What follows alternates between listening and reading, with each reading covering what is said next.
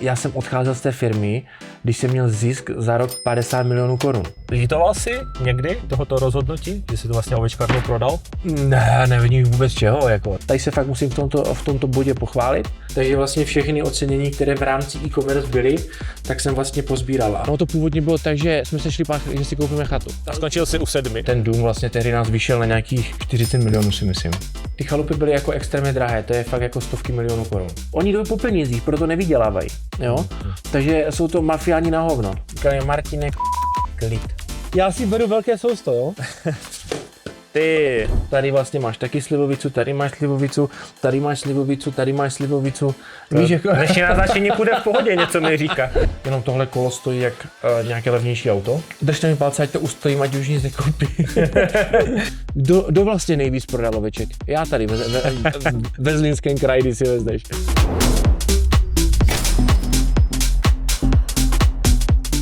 Pokud vás baví investování, trading, anebo jen chcete být víc v obraze ohledně finančních trhů, tak už 7. března v 13:00 partner dnešní epizody, investiční aplikace XTB, pořádá svou letošní tradingovou online konferenci. Čekají vás aktuální témata z trhu, konkrétní strategie a pohledy zkušených odborníků. A to vše formou online živého vysílení z pohodlí vašeho domova. XTB dnes používají už více než 2 miliony investorů a kromě samotného investování přináší i vzdělávání a přístup k informacím, které vám mohou pomoct dělat lepší finanční rozhodnutí. Registrace na konferenci je zcela zdarma. Zde můžete vidět přehled všech témat, přesný časový harmonogram i řečníky, na které se můžete těšit. Odkaz na bližší informace vám zanechám dole v popisku videa. Díky XTB za podporu a pamatujte, že investování je rizikové. Přistupujte k tomu zodpovědně a užijte si tento rozhovor. Ahoj Martine. Čau, ahoj. Vítej v Hustle and Chill. Tak doufám, že to bude nějaký hustle. A chill. Hlavně chill, že jo, to je základ. Chill. Jsme tady v sobotu krásně přijeli a pojďme rovnou k věci. Řekni nám prosím, čím se ty živíš a kolik vyděláváš. Já jsem Martin, hlavně buďte zdraví.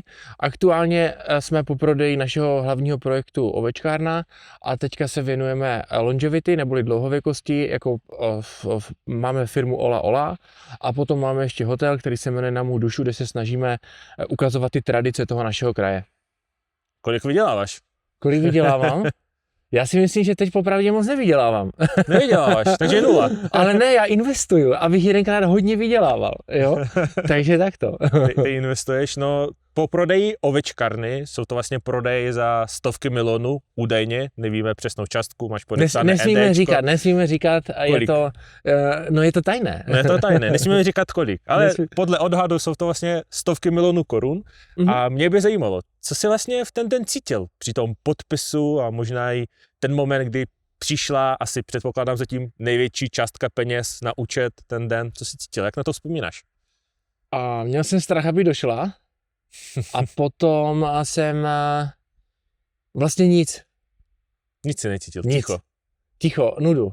Jako, já nevím, jak bych to popsal, já to teďka spíš, a bych chtěl vlastně lidem ukázat, jaké to je, když prodáš firmu, jestli vlastně to je ten cíl ani co chcou mít, víš, jakože není to jenom přímo o těch penězích, je to o nějakém jako samozřejmě životním štěstí a vlastně mnoho lidí, co prodalo firmu, ti potom řekne, že se, nebo ti, kteří rádi budovali, ti řeknou, že se vlastně potom nudili, jo, nebo nudí, anebo že vlastně hledají nějakou novou práci. Proto teďka možná, kdybych správně řekl, nevydělávám, ale vlastně investuji, i když jakože vydělávám, jo, ale není to v tom měřítku, jakým jsem vlastně vydělával předtím, jo, což není možná ani jako důležité. Určitě. No ty právě si mohl, tobě bylo, že 33 let, když jsi to prodal, tak ty si mohl... Ne, mě počkej, první 31. 31 bylo. Ano, my jsme totiž prodávali na 2 části, já jsem první prodal 70%, pak jsem měl 30% mi zůstalo, když jsem vlastně nadále tu firmu rozvíjel do roku 2023 a v roce 2023 jsme prodali vlastně zbylou část té firmy. Tehdy ty byl už vlastně 33 let a mohl si jít v klidu do důchodu, ale nebyl to tvůj případ, ty si hned další den naskočil do dalšího biznesu, který jsi už naznačil, Ola Ola, co tě k tomu nutilo? My jsme teda, první je důležité říct, že ještě předtím jsem když jsem vlastně tu firmu prodal, tak jsem měl takový nějaký mezikrok, kdy jsem se snažil radit firmám a to, co jsem se naučil při budování ovečkárny v rámci budování značky, marketingu a celkově uchopení té firmy dál a toho řízení, což byl jsem špatný poradce, ne, že bych to neuměl, ale neumím až tak jako dlouhodobě psychologicky jednat s tím člověkem, takže mi to vlastně jenom potvrdilo to, že dobrý učitel nemusí být jako dobrý na tu danou věc, jo? Je to spíš o té práci s tím člověkem, takže v tom já jsem fakt nebyl dobrý a neměl jsem na to nervy, protože mám takové jako nastavení toho, když něco chci udělat a prostě chci něco opravit, tak to jdu hned dělat, jo? Ale jestli v vozovkách někdo má nějaký problém v tom, že to třeba dlouhodobě neudělal, tak on to nepůjde hnedka změnit, když mu to řekneš. Takže v tom to bylo to docela strašně těžký. A vlastně mi to ani potom nenaplňovalo.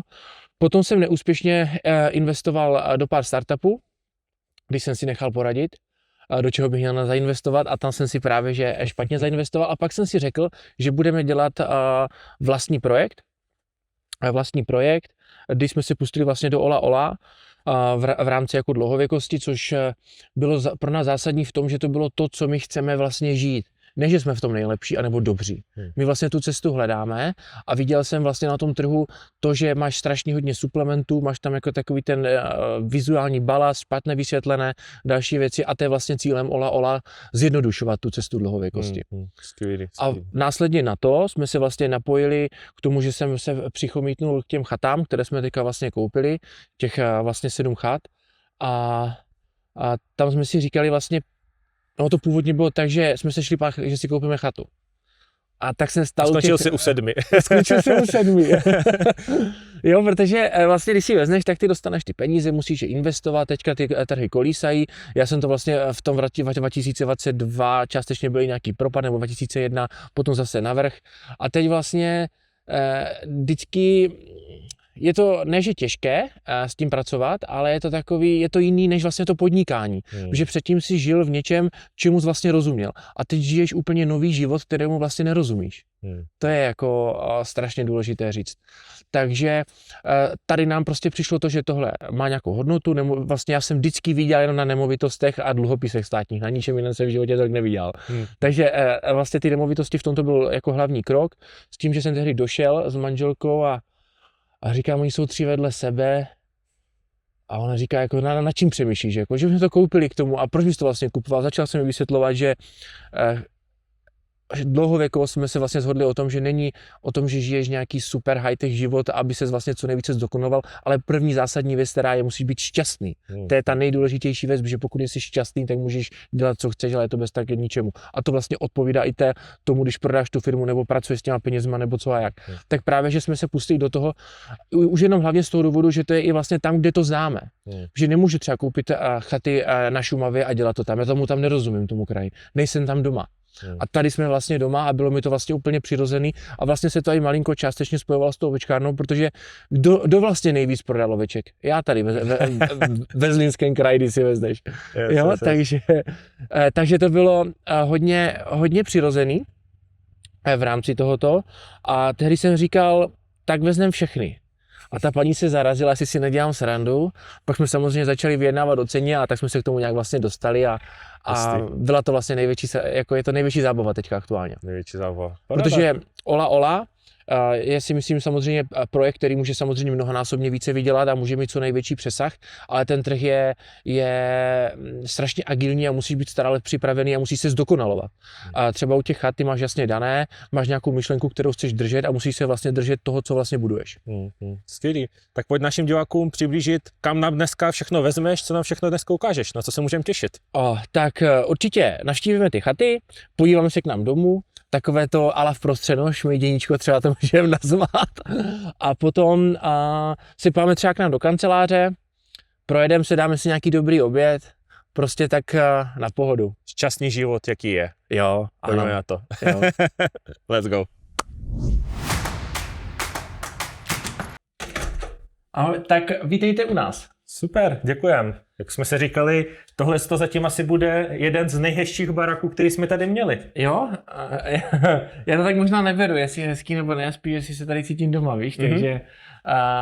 Ale je pravda, že když už jsme se naposledy teda stěhovali, protože jsme se stěhovali docela dost, tak jsme si už vlastně vybrali sice rozestavěný dům, který jsme si vlastně potom dostavili, jak jsme potřebovali, nebo hlavně interiér, ale... Jsme tady teďka spokojení, protože je to vlastně tehdy to byl původně dům stavěný pro rodinu, nebyl to dům stavěný jako na kšeft, takže vlastně z toho vychází celá ta dispozice, že je sice obrovský, ale úsporný a je vlastně udělaný jenom pro 6člennou jako rodinu. Vlastně není to ani tak, že byste měli mít hosty nebo tak.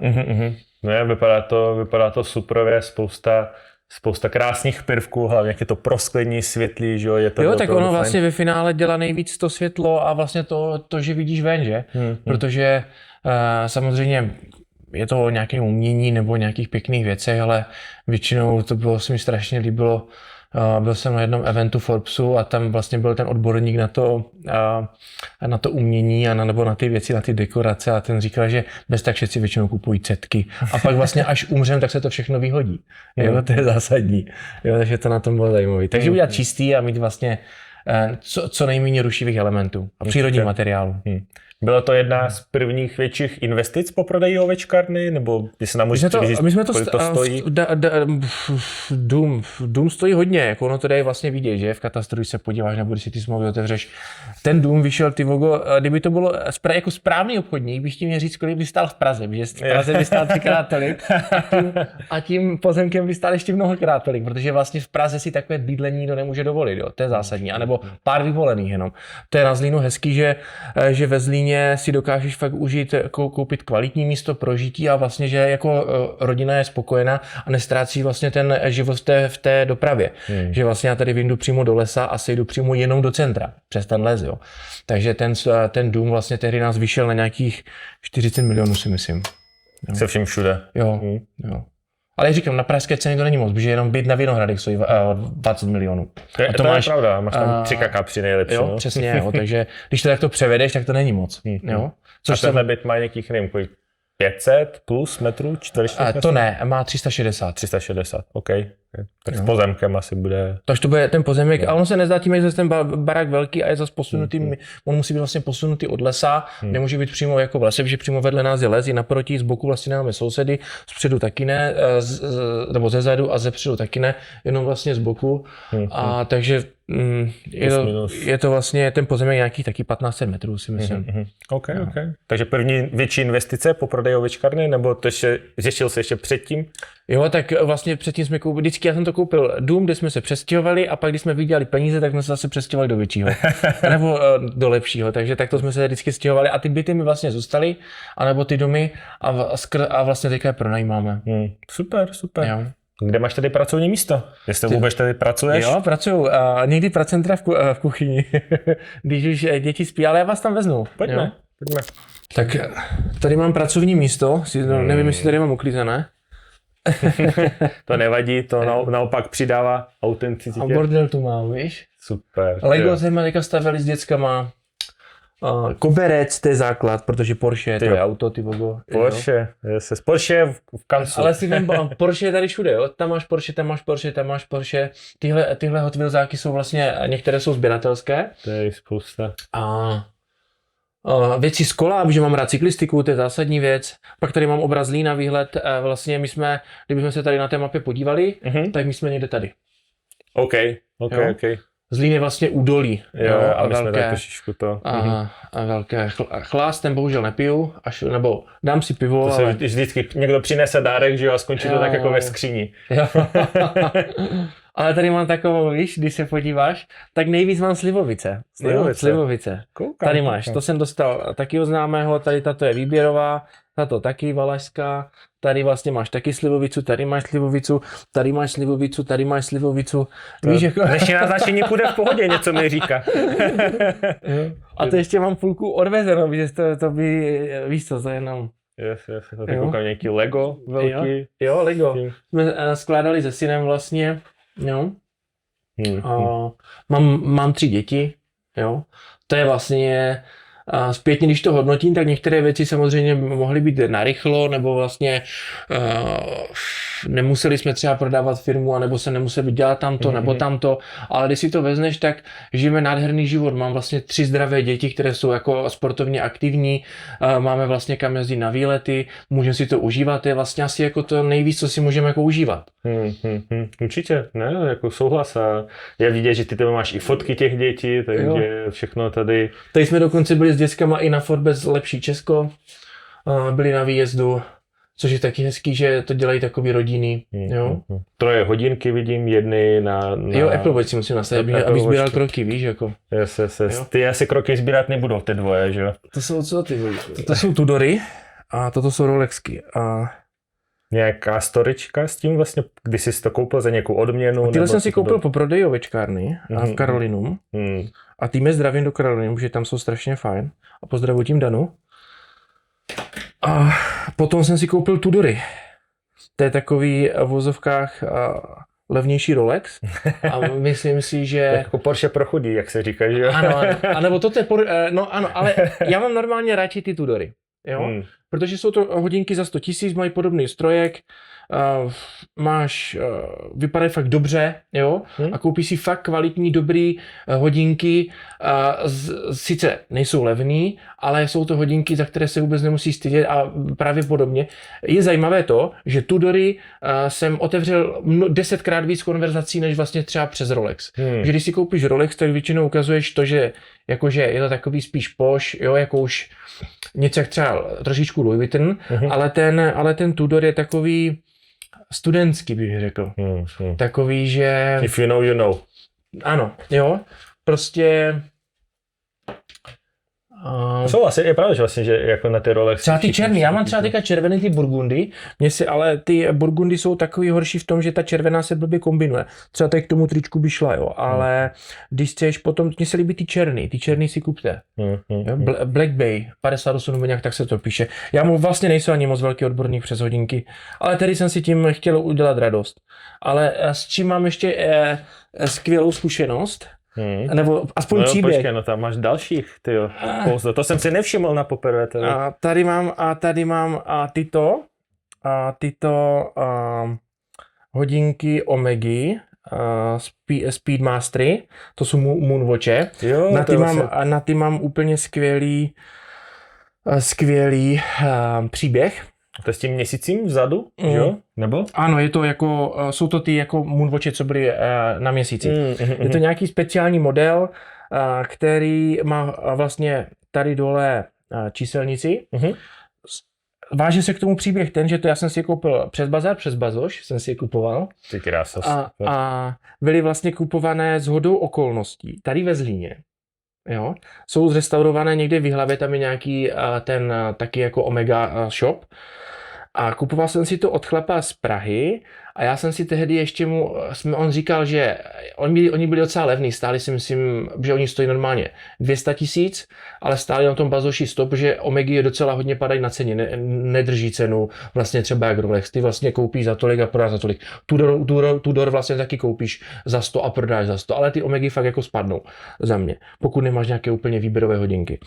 A tyhle stály si myslím kilo a on mi tehdy to dlouho nebral, pak z ničeho nic mi někdo zavolal na večer, že se vrátil z ciziny a že se mu volá, říkám jasné, volal jsem kvůli těm hodinkám a říkám, já pak zazletím pryč, já taky, tak jestli si pro ně nemůžu dojet. Tak vyjel jsem snad v 9 večer, říkám mu, za 3 hodiny budu v Praze, jsou tam do 12 večer, tam dojedu. Jo? Teď jedu, teď kolona, začalo tam musí hořet auto, tak vlastně já jsem k tomu člověku přijel až ve 4 ráno normálně. On byl úplně na nervy, mě úplně mě proklínal, protože na mě čekal a já jsem byl třeba od něho 30 kilometrů stál vlastně před tou Prahou, takže vlastně já jsem se vrátil až v 9 ráno z těch hodinek a standardně jsem měl být třeba ve 3 doma už, jo, jako na zpátek. A ten člověk, co mi to prodával, tak se jmenoval Boháč. Jo, to bylo super, takže to mám k hodinkám. Tak taková hodinářská rubrika tady nečekaně vznikla, ani jsme to neplánovali. Pecka, pracovní místo, za mě super. Pak, co ještě zásadní, knihy, kolik tady mám knih, popravdě jsem je moc nečetl, ale jsou to samé jako bestsellery, které by vlastně si člověk měl koupit, pokud podniká, anebo se věnuje nějakému sebevzdělávání, nebo co také ty nejprodávanější, víš, když se podíváš? Cashflow. Jo, Made in China. Bohatý táta, chudý táta, jo. Třeba jak funguje Google, to je takový základ, že podnikátel. Ano. Pak tady máš ty Sapiens, ty jsou taky strašně super. A potom tady byla ještě, Baťu tady mám, jak švec pro celý svět, je taky zásadní. Inspirace. Steve Jobs, potom Google Analytics, to je třeba zajímavé, tohle by byla zajímavá kniha, a teď už vlastně Google Analytics skoro nefunguje, jo? Je to prostě nějaký cookies, to bych vlastně mohl vyhodit, jo, tu knihu. Jo, ale je tady fakt, nebo prospíme. Spánek je strašně důležitá věc, odpočinek v rámci čehokoliv, jestli člověk chce uspět. Bez spánku prostě člověk nemůže usnout, nebo jako fungovat tak správně, bych asi řekl.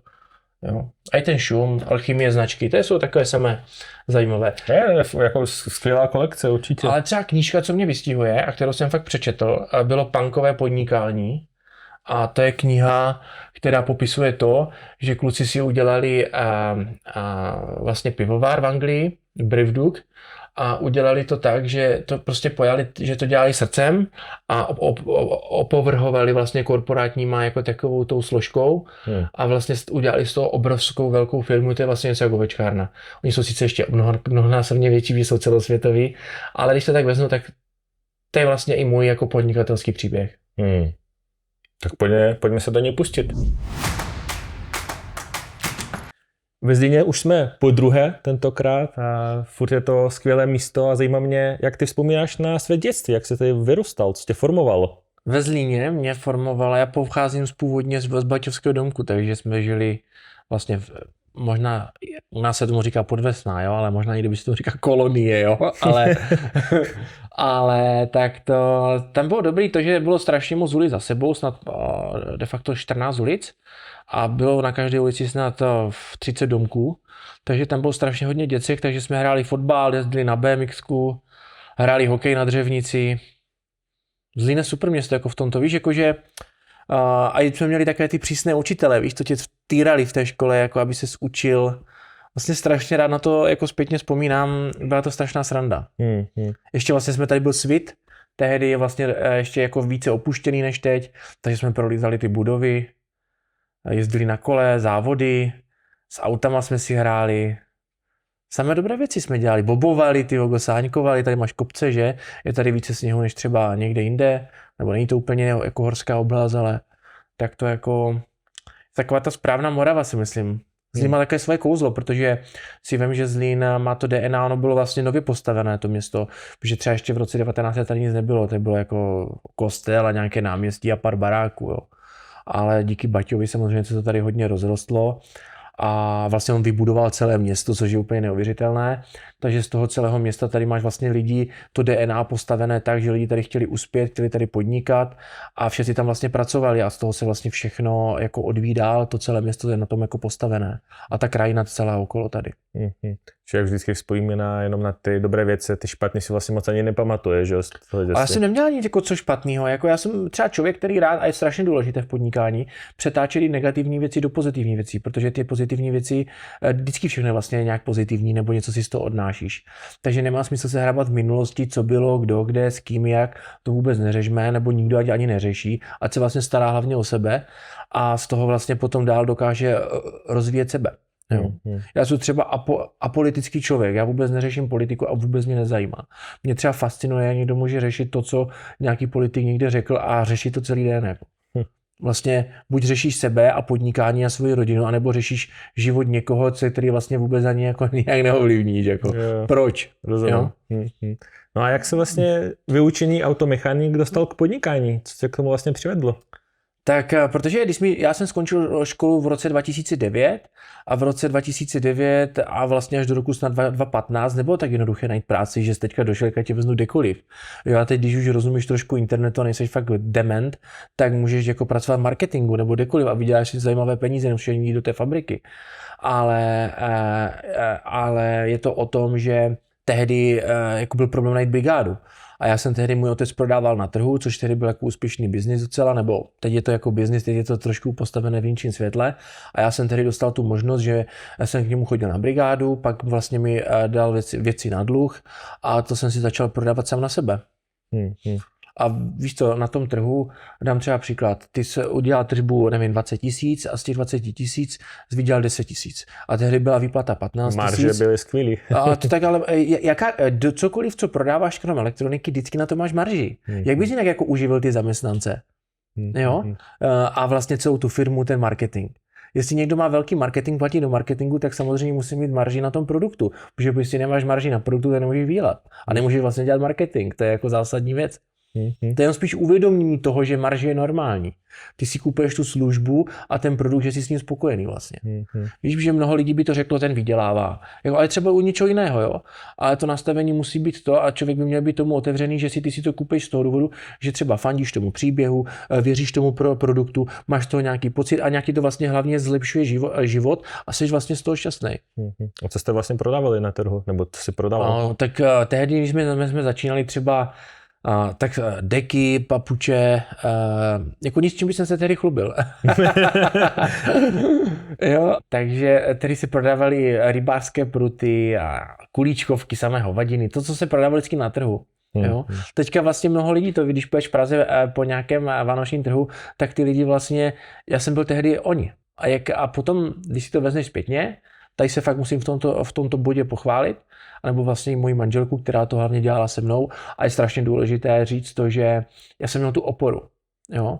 Že jsme na to byli dva a vlastně můj největší mentor vlastně byla manželka. Ne, že by tomu rozuměla, ale vlastně mě spíš vždycky se třeba, víš, že se o mě starala a vlastně mi v tom pomáhala, že jsme v tom byli jako zajedno.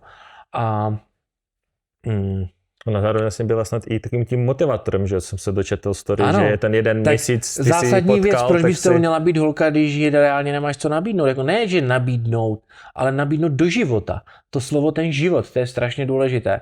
Proč vlastně, nebo si představ, že holka potom potká někoho, třeba tvoje, která vlastně nežije u člověka. Tam nejde ani o to, jestli někdo vydělává víc nebo míň.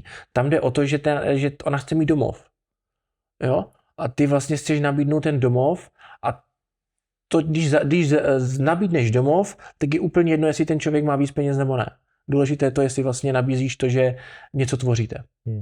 Takže ale tady se to krásně sešlo, protože najednou to byl i ten skvělý měsíc, že s výdělkem 500 000 snad, pokud si pamatuju dobře, že ten měsíc nebo něco, že jsi jako na tom trhu. Jo, tak jinak by jako pain. Na stánku uděláš třeba tržbu 800 000 na vánočním, jo, tehdy. Teďka si myslím, že uděláš taky 2 miliony nebo 1 milion a z toho ti půlka zůstane. Takže ty vánoční jsou vlastně rozebraný mafiánama, co jsem teď jako slyšel. Oni byli tehdy, ale v Praze, jako, a to jsou víš co, ale oni jdou po penězích, proto nevydělávají, jo. Takže jsou to mafiáni na hovno, jo, když to tak jako vezneš, jo. Já jim říkám korunkáři, tohle vám vzkazuju, jo. Takže jsou tam většinou borci z Bulharska a tak, víš, z Arménie, ale jde o to, že v dnešní době to prostě musíš dělat srdcem. Jinak nemá smysl podnikat. Jo? Protože ono na jednu dobu je to fakt řehole, když podnikáš, že to je to těžké. Taky si vem, že když jsme budovali ovečkárnu, teďka jsem to prodával při 300 milionovém obratu a potom já jsem odcházel z té firmy, když jsem měl zisk za rok 50 milionů korun. Jo? Když jsem s tam odešel, tak samozřejmě ten zisk šel dolů, protože jsem věděl, že půjde dolů, protože se k tomu stavili nějak jinak, ale já jsem tehdy prostě podnikal tak, že jsem chtěl, aby ty lidi vlastně byli jako spokojení.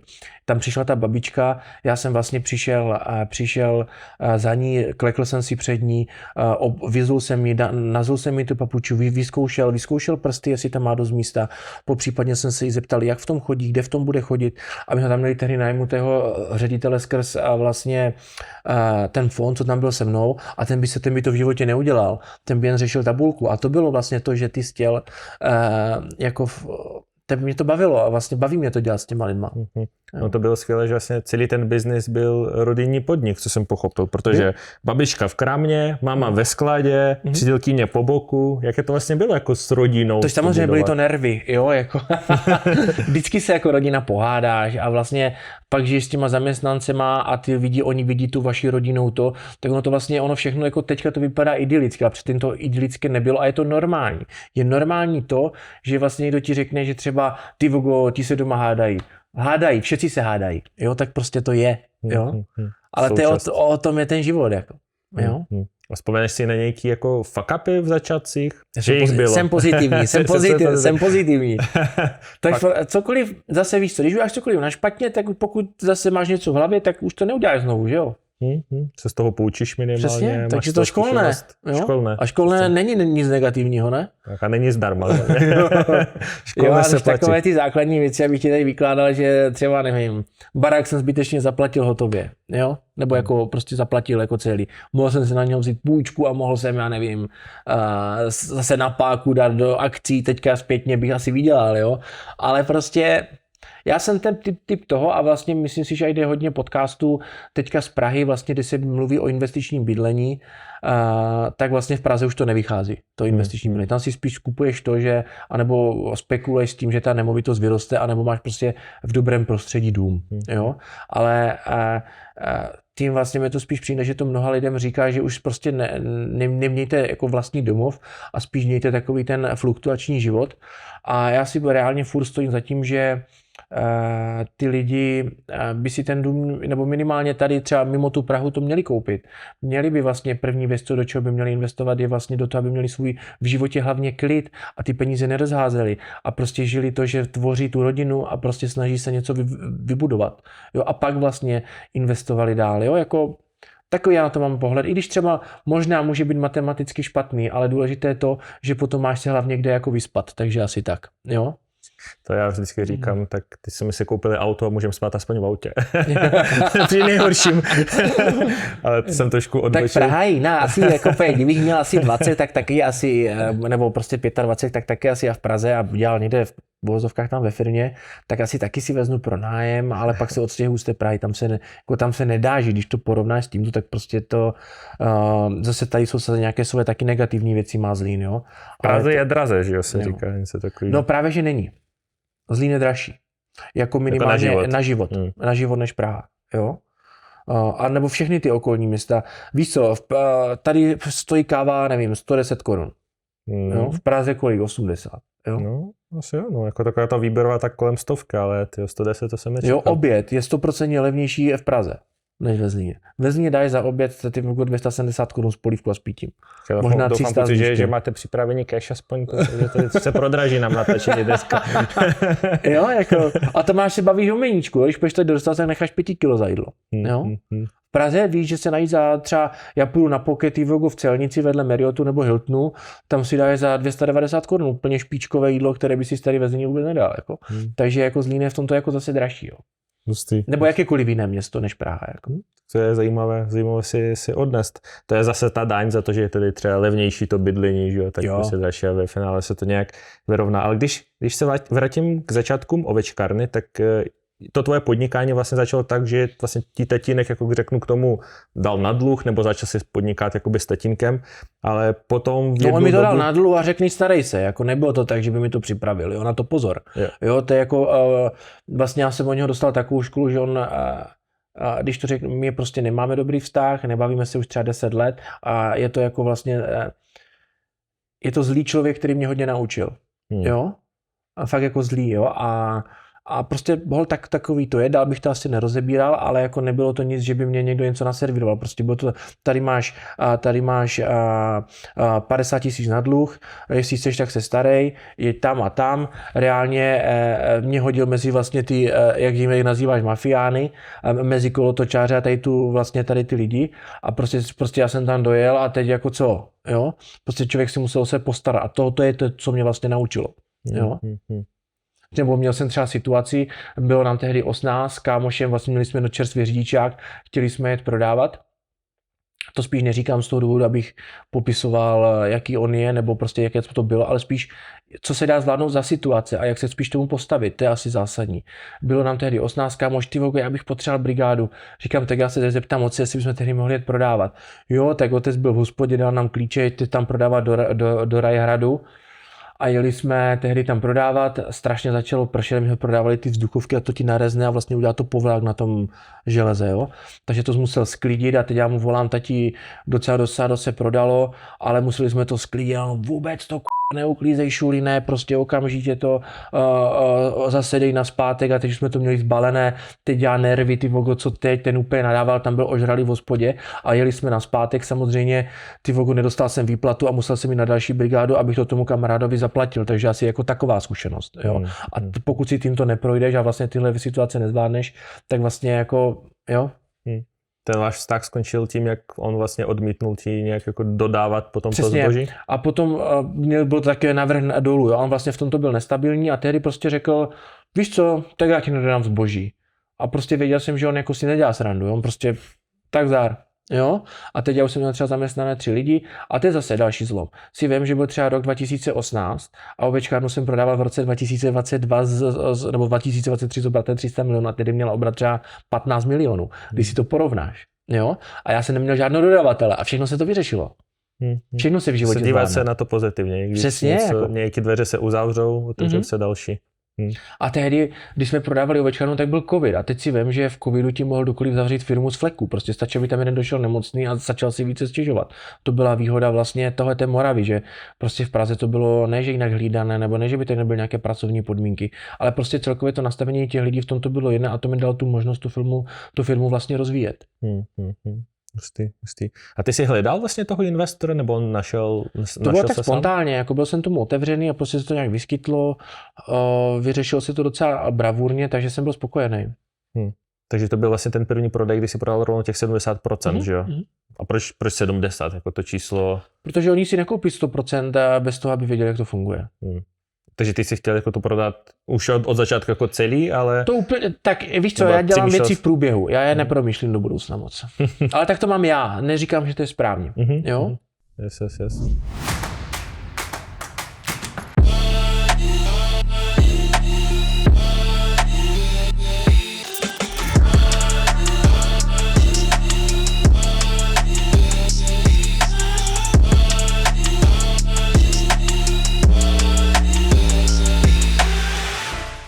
Tak se pojďme mrknout, co skrývá tvá garáž. No, to je zásadní, protože samozřejmě mám tady auta, ale to nejzásadnější je kolo, jo? Protože ve zdravém těle zdravý duch, jo? Já jsem třeba, co je zásadní, tak já jsem milovník amerických kol, což je vlastně Cannondale, Trek, Specialized a spol, jo? Ty krása, v tom se vůbec nevyznám. Já jsem chtěl jenom právě že říct, že cyklistika je jedna z nejzásadnějších věcí, nebo která mě vlastně změnila život. Když jsem začal jezdit na kole, tak jsem začal vlastně nejvíc vydělávat, protože do té doby jsem nedokázal odpočívat a díky kolu jsem se naučil hodně si procítit myšlenky a vlastně sportovat a hlavně zlepšit svou fyzickou odolnost. Ale nejenom, že zlepšit, ale mnohonásobně. A což samozřejmě vidíš, tady mám hodně startovních čísel. To mám z těch všech závodů, nevím, jestli jich bylo celkem, si myslím, kolem 45, které jsem odjel za poslední 3 roky.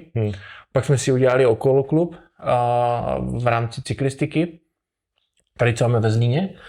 Takže okolo je vlastně fakt zásadním jako pojítkem v tom podnikání nebo celkově v životě, protože děcka to baví všechny. Jo. A zásadní ještě je, že doma vždycky Porsche, tak musí mít i kolo.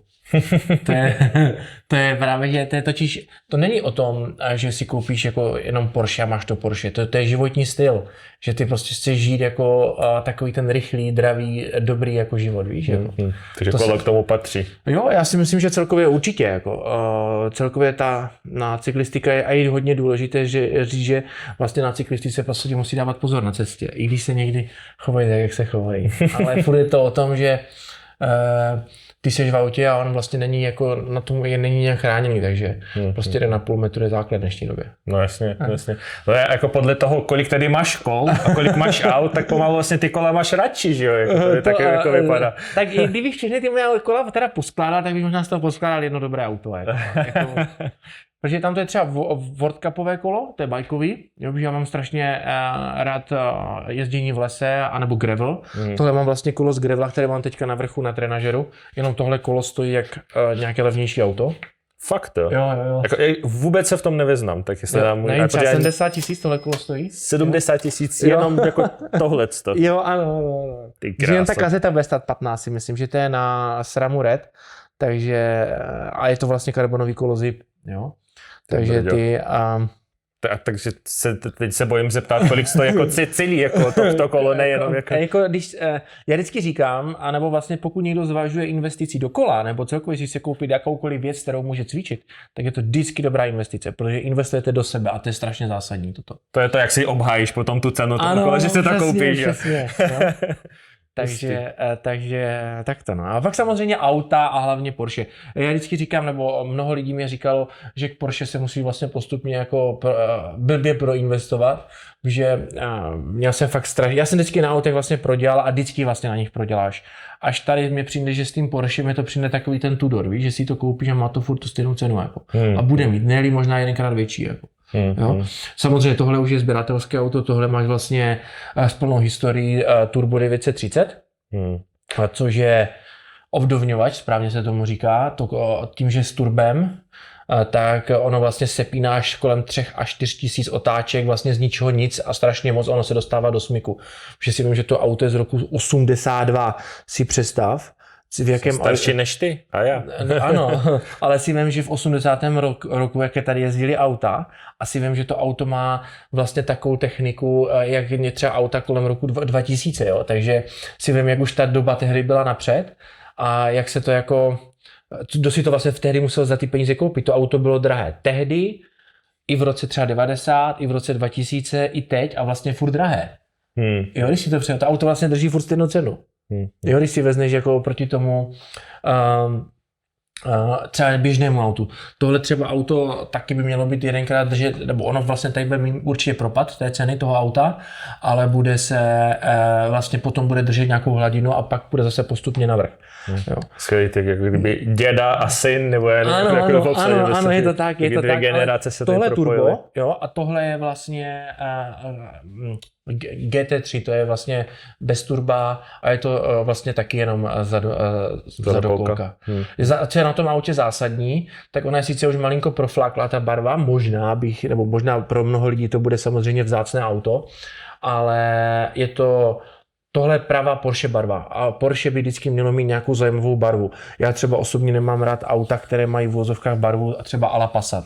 Víš, jakože... Že ta, kterou jsem přijel já? Ne, to ne, ale to je Bavorák, to je něco jiného. Jasně. Jo, ty máš sportovní osobní auto. Jo, tohle je závodnička. To je něco jiného, víš, jako, jestli mě chápeš, jako... Minimálně podle těch sedaček, že jo? Jo, takže to je jako ten velký rozdíl, v čem jak já to jako vnímám zrovna u toho Porsche. To je, kdyby si skoupil Lamborghini a v vozovkách barvě, co máš, ty to prostě k tomu nejde, ale k tomu Bavoráku ano. Bavorák máš třeba černé auto, jo, ale protože to je... Batmobil, jo, je to jako BMW, jo, je to jako ty technické dokonalé auto, jo, jako vizuálně. Ale prostě Porsche je... Rychlý.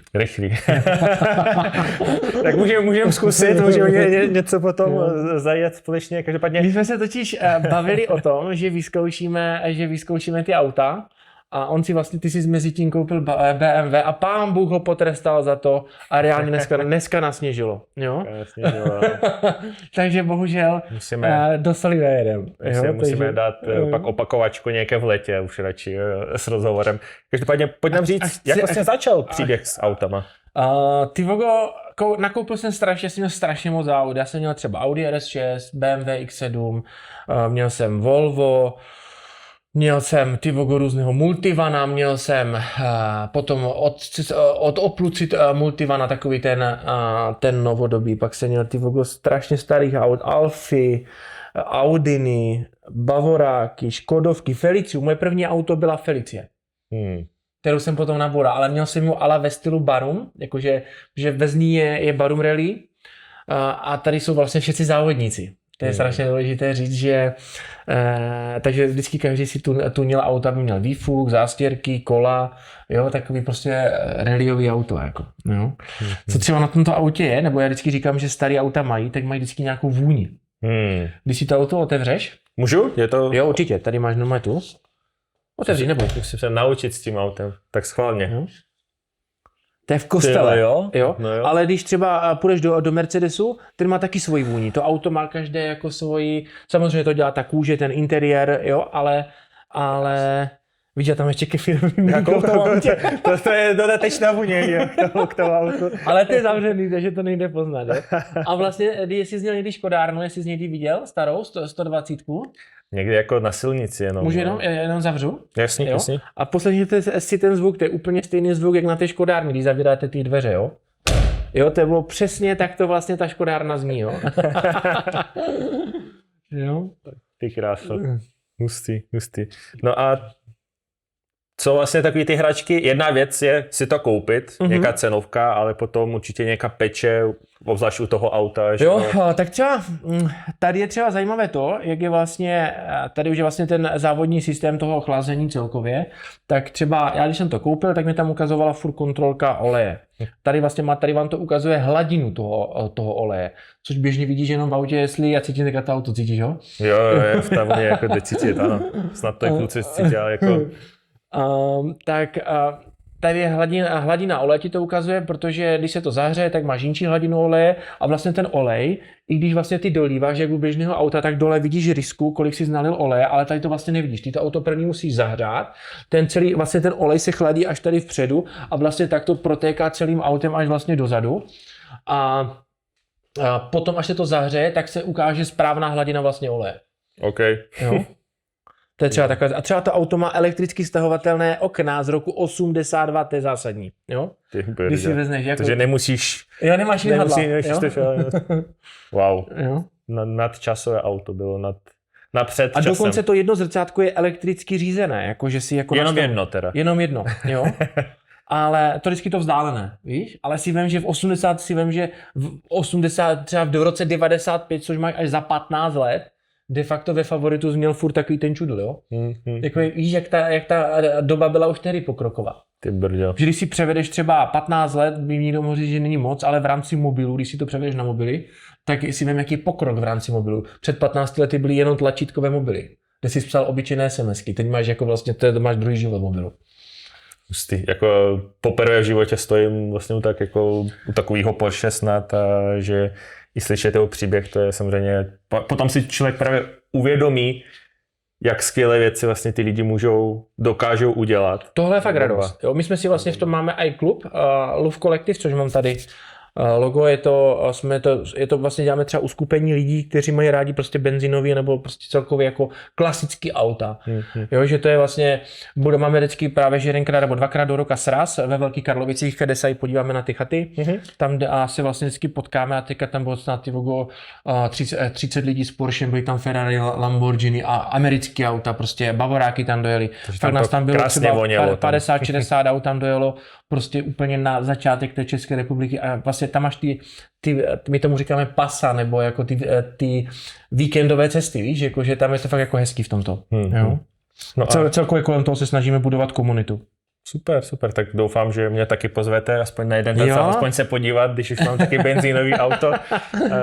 To byl ten cíl. Jo. Každopádně... Minimálně tam natočíš dobrý díl, když tam bude tolik zajímavých lidí. Přesně tak. Jo. Řekni nám, co je vlastně to výstejní auto. Bylo to tohleto, nebo máš něco dalšího, nebo tady ta cesta končí, nebo je to teprve furt začátek? Jak to vlastně víš co, vnímáš? samozřejmě, přichází mnoho to jsou takové ty věci, co tě pokouší, abys ty peníze utrácel, což je docela strašně těžké.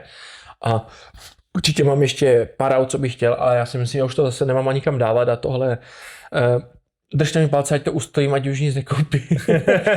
Že fakt to nemám kam dát a já si myslím, že tohle naprosto stačí. Jo? A co se mi třeba osvědčilo, tak jezdit v klasickém autě a mít víkendovku. Jako toto. Víš, že kdybych tohle měl jako víkendové auto, nebo klasické auto, tak mě tam začne docela dost věcí vadit při běžném životě. Jo? A začnu vlastně to auto jako nemít rád, nebo prostě bych ho s ním nechtěl jezdit. Tak to mám prostě obyčejný auto, kterým jezdím, mám Isuzu vlastně pick-up terénní a v tom vlastně prostě máš auto, které můžeš odřít, můžeš být vlastně sice nové, ale můžeš se k němu chovat jak chceš. A pak máš auto, na které se vždycky těšíš a vlastně mi strašně dlouho už vydržel, už bylo mi druhým rokem vlastně. Tak to se vždycky měnilo auto po roce, třeba i tu RS6, z toho jsem byl nešťastný úplně. Jenom pro ty, co třeba se v autech nevyznají, já třeba jako nedokážu si představit, kolik vlastně to auto jako stojí, nebo teď, nebo nějaká jeho hodnota, protože tady počítám nějakých 6 až 8 milionů, předpokládám, tohle Porsche. Je to dražší, já jsem ho kupoval v levnější? době, kdy ty Porsche nebyly, takže bylo dražší, jo. Sice nestálo 8, stálo míň, jo, ale dá se sehnat si myslím levnější. Teďka si myslím, že se dá, tohle zase ne, že tady máš vlastně všechny ty správné závodní komponenty, takže ono vlastně v uvozovkách můžeme říct v plné specifikaci, ne plné výbavě, ale v plné specifikaci. Takže tady je ta cena vyšší, ale oproti té standardní dá se třeba pohybovat, kdybys to chtěl kupovat v nějakém základu, tak koupíš za 5,5 milionu, si myslím určitě to auto. Možná i za 5, jo. Nebo jako správná specifikace znamená, že ti nějaké věci z toho auta odeberou za příplatek? Ano. Spíš jako, že tam přidají výmění za jako kvalitnější, víš? Třeba máš tady inčí brzdy, určitě pak tady máš skořepinové sedáky, máš tam tu klec, Club Sport, jo, je tam těch věcí víc, samozřejmě si myslím, že inčí světla a potom různé ala karbonové doplňky, že tam se to různě vlastně v tom jako trošičku liší. Že můžeš si koupit auto, které bude stát, jak prostě vybíráš si jenom samozřejmě toto, jo.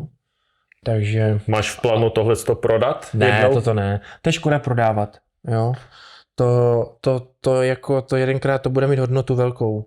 Jo. A ty jsi k tomu vlastně dostal náhodou k tomu autu? Nebo Jo, já jsem to kupoval přes Veteráni na trust, ty jsem to kupoval po telefonu, popravdě.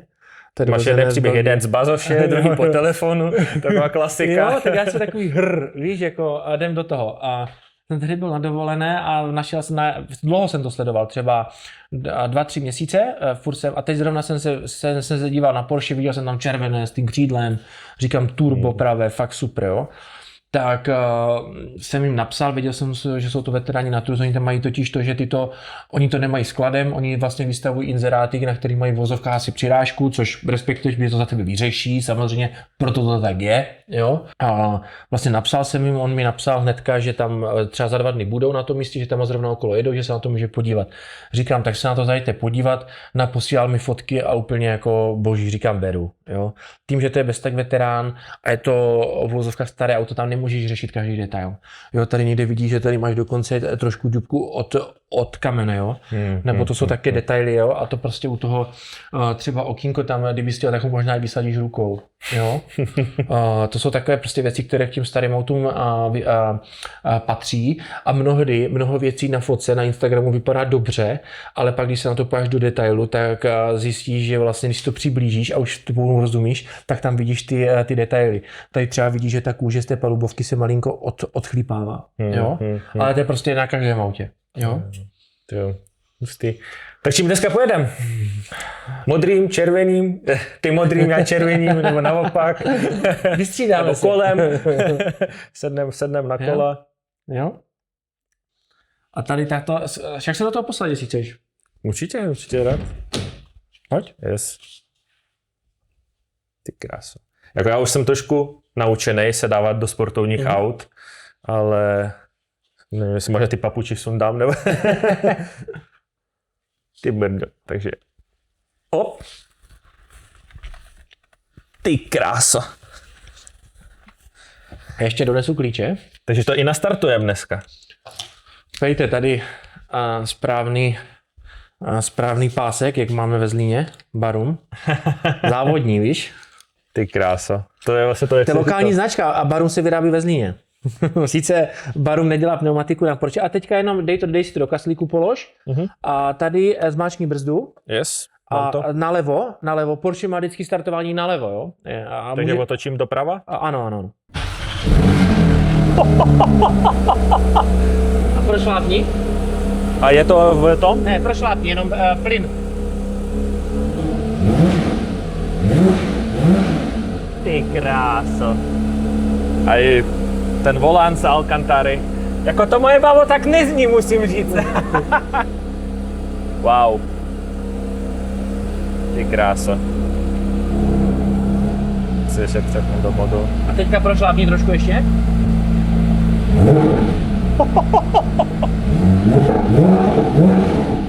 Ty kráso. Jo. Wow. Beru, koni.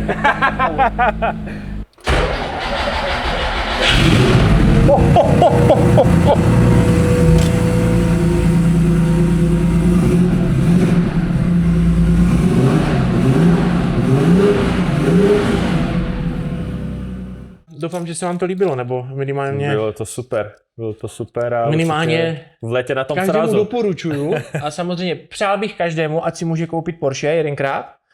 Samozřejmě to nesmí být jen tak hned, protože kdyby to bylo vždycky jen tak hned, tak vlastně to není tak vzácné auto. Ale přeju, aby se každému ten jakýkoliv sen splnil. Martine, než jedem vlastně do kanceláří Ola, máme ještě chvilku a chci se zeptat na vlastně ovečkárnu. V moment, kdy ti vlastně investor vloží peníze do firmy, tak jsou to vlastně potom jako tvoje peníze, nebo jak se vlastně s tím jako zachází, nebo musíš jako je nechat ve firmě, nebo je tam nějaký podíl, jak to vlastně z praxe funguje? Tady je asi rozdíl, já jsem dostával od investora peníze do firmy, ale pro sebe, když to řeknu jednoduše. Mm-hmm. Já jsem prodával tu ekvitu vlastně té firmy, a takže vlastně ty peníze jsem dostal já, když to řeknu tak jednoduše. Super, takže ta lepší varianta, předpokládám. Ano. Ale když samozřejmě prodáváš třeba, nebo nabízíš startup, dostáváš vlastně, děláš tu úvěrovou smlouvu, tak vlastně první dostáváš peníze do firmy a potom po čase tu půjčku překlopíš vlastně do podílu té firmy. OK. No a co tě nejvíc třeba jako naučila ta doba, jako když jsi měl toho investora ve firmě, co jsi odnesl, nějaký zkušenost z toho, nebo co bylo překvapením možná? A zkušeností jsem si jako odnesl samozřejmě dost. A třeba nejzásadnější věc bylo finanční řízení té firmy, jako fakt jako z pohledu korporátu.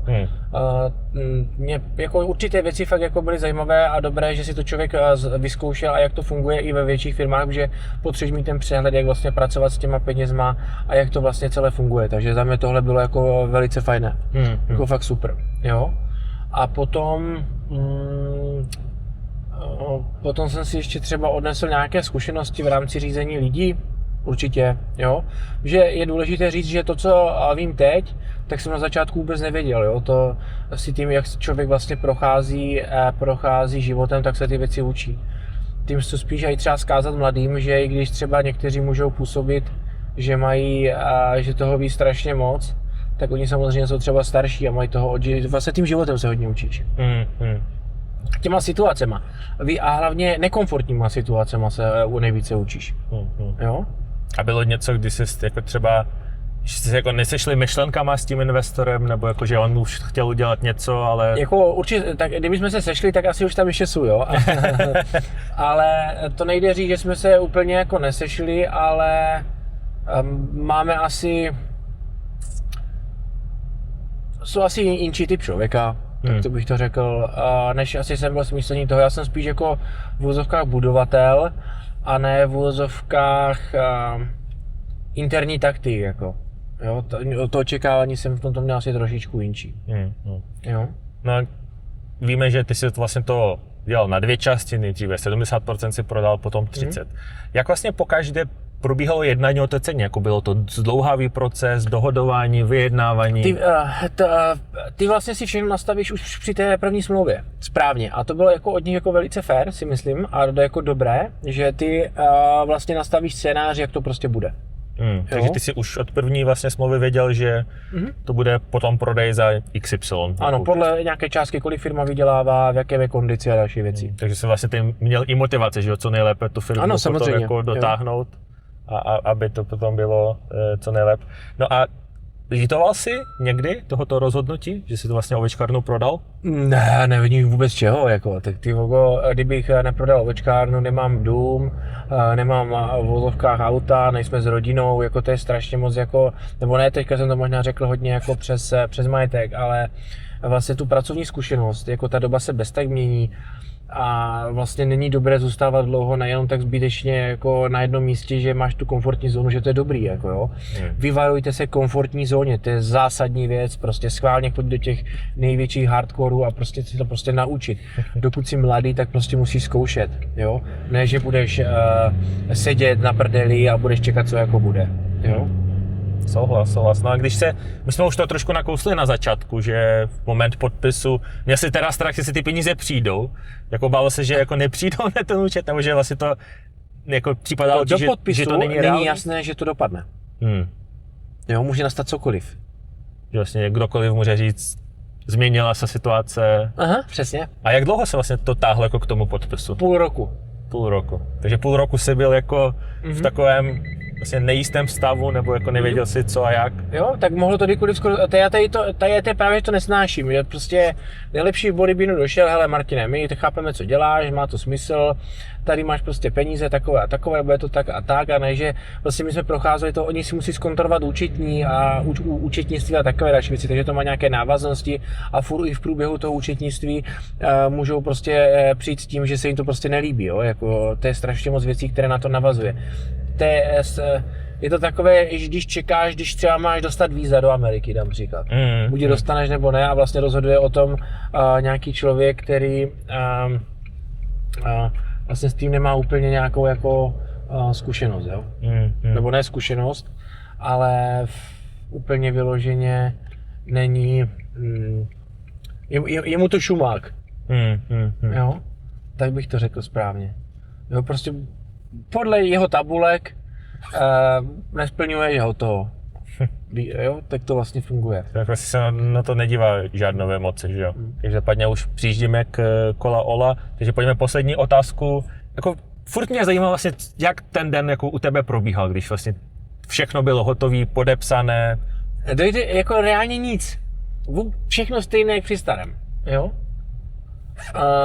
To je totiž na tomto zajímavý, to se mi strašně líbil Jaroslav Beck, když o tom mluvil, tak vlastně schválně si ho najděte, teďka jsem ho viděl u jednoho borce, jak chodili po Americe, je to tak týden staré. Jo.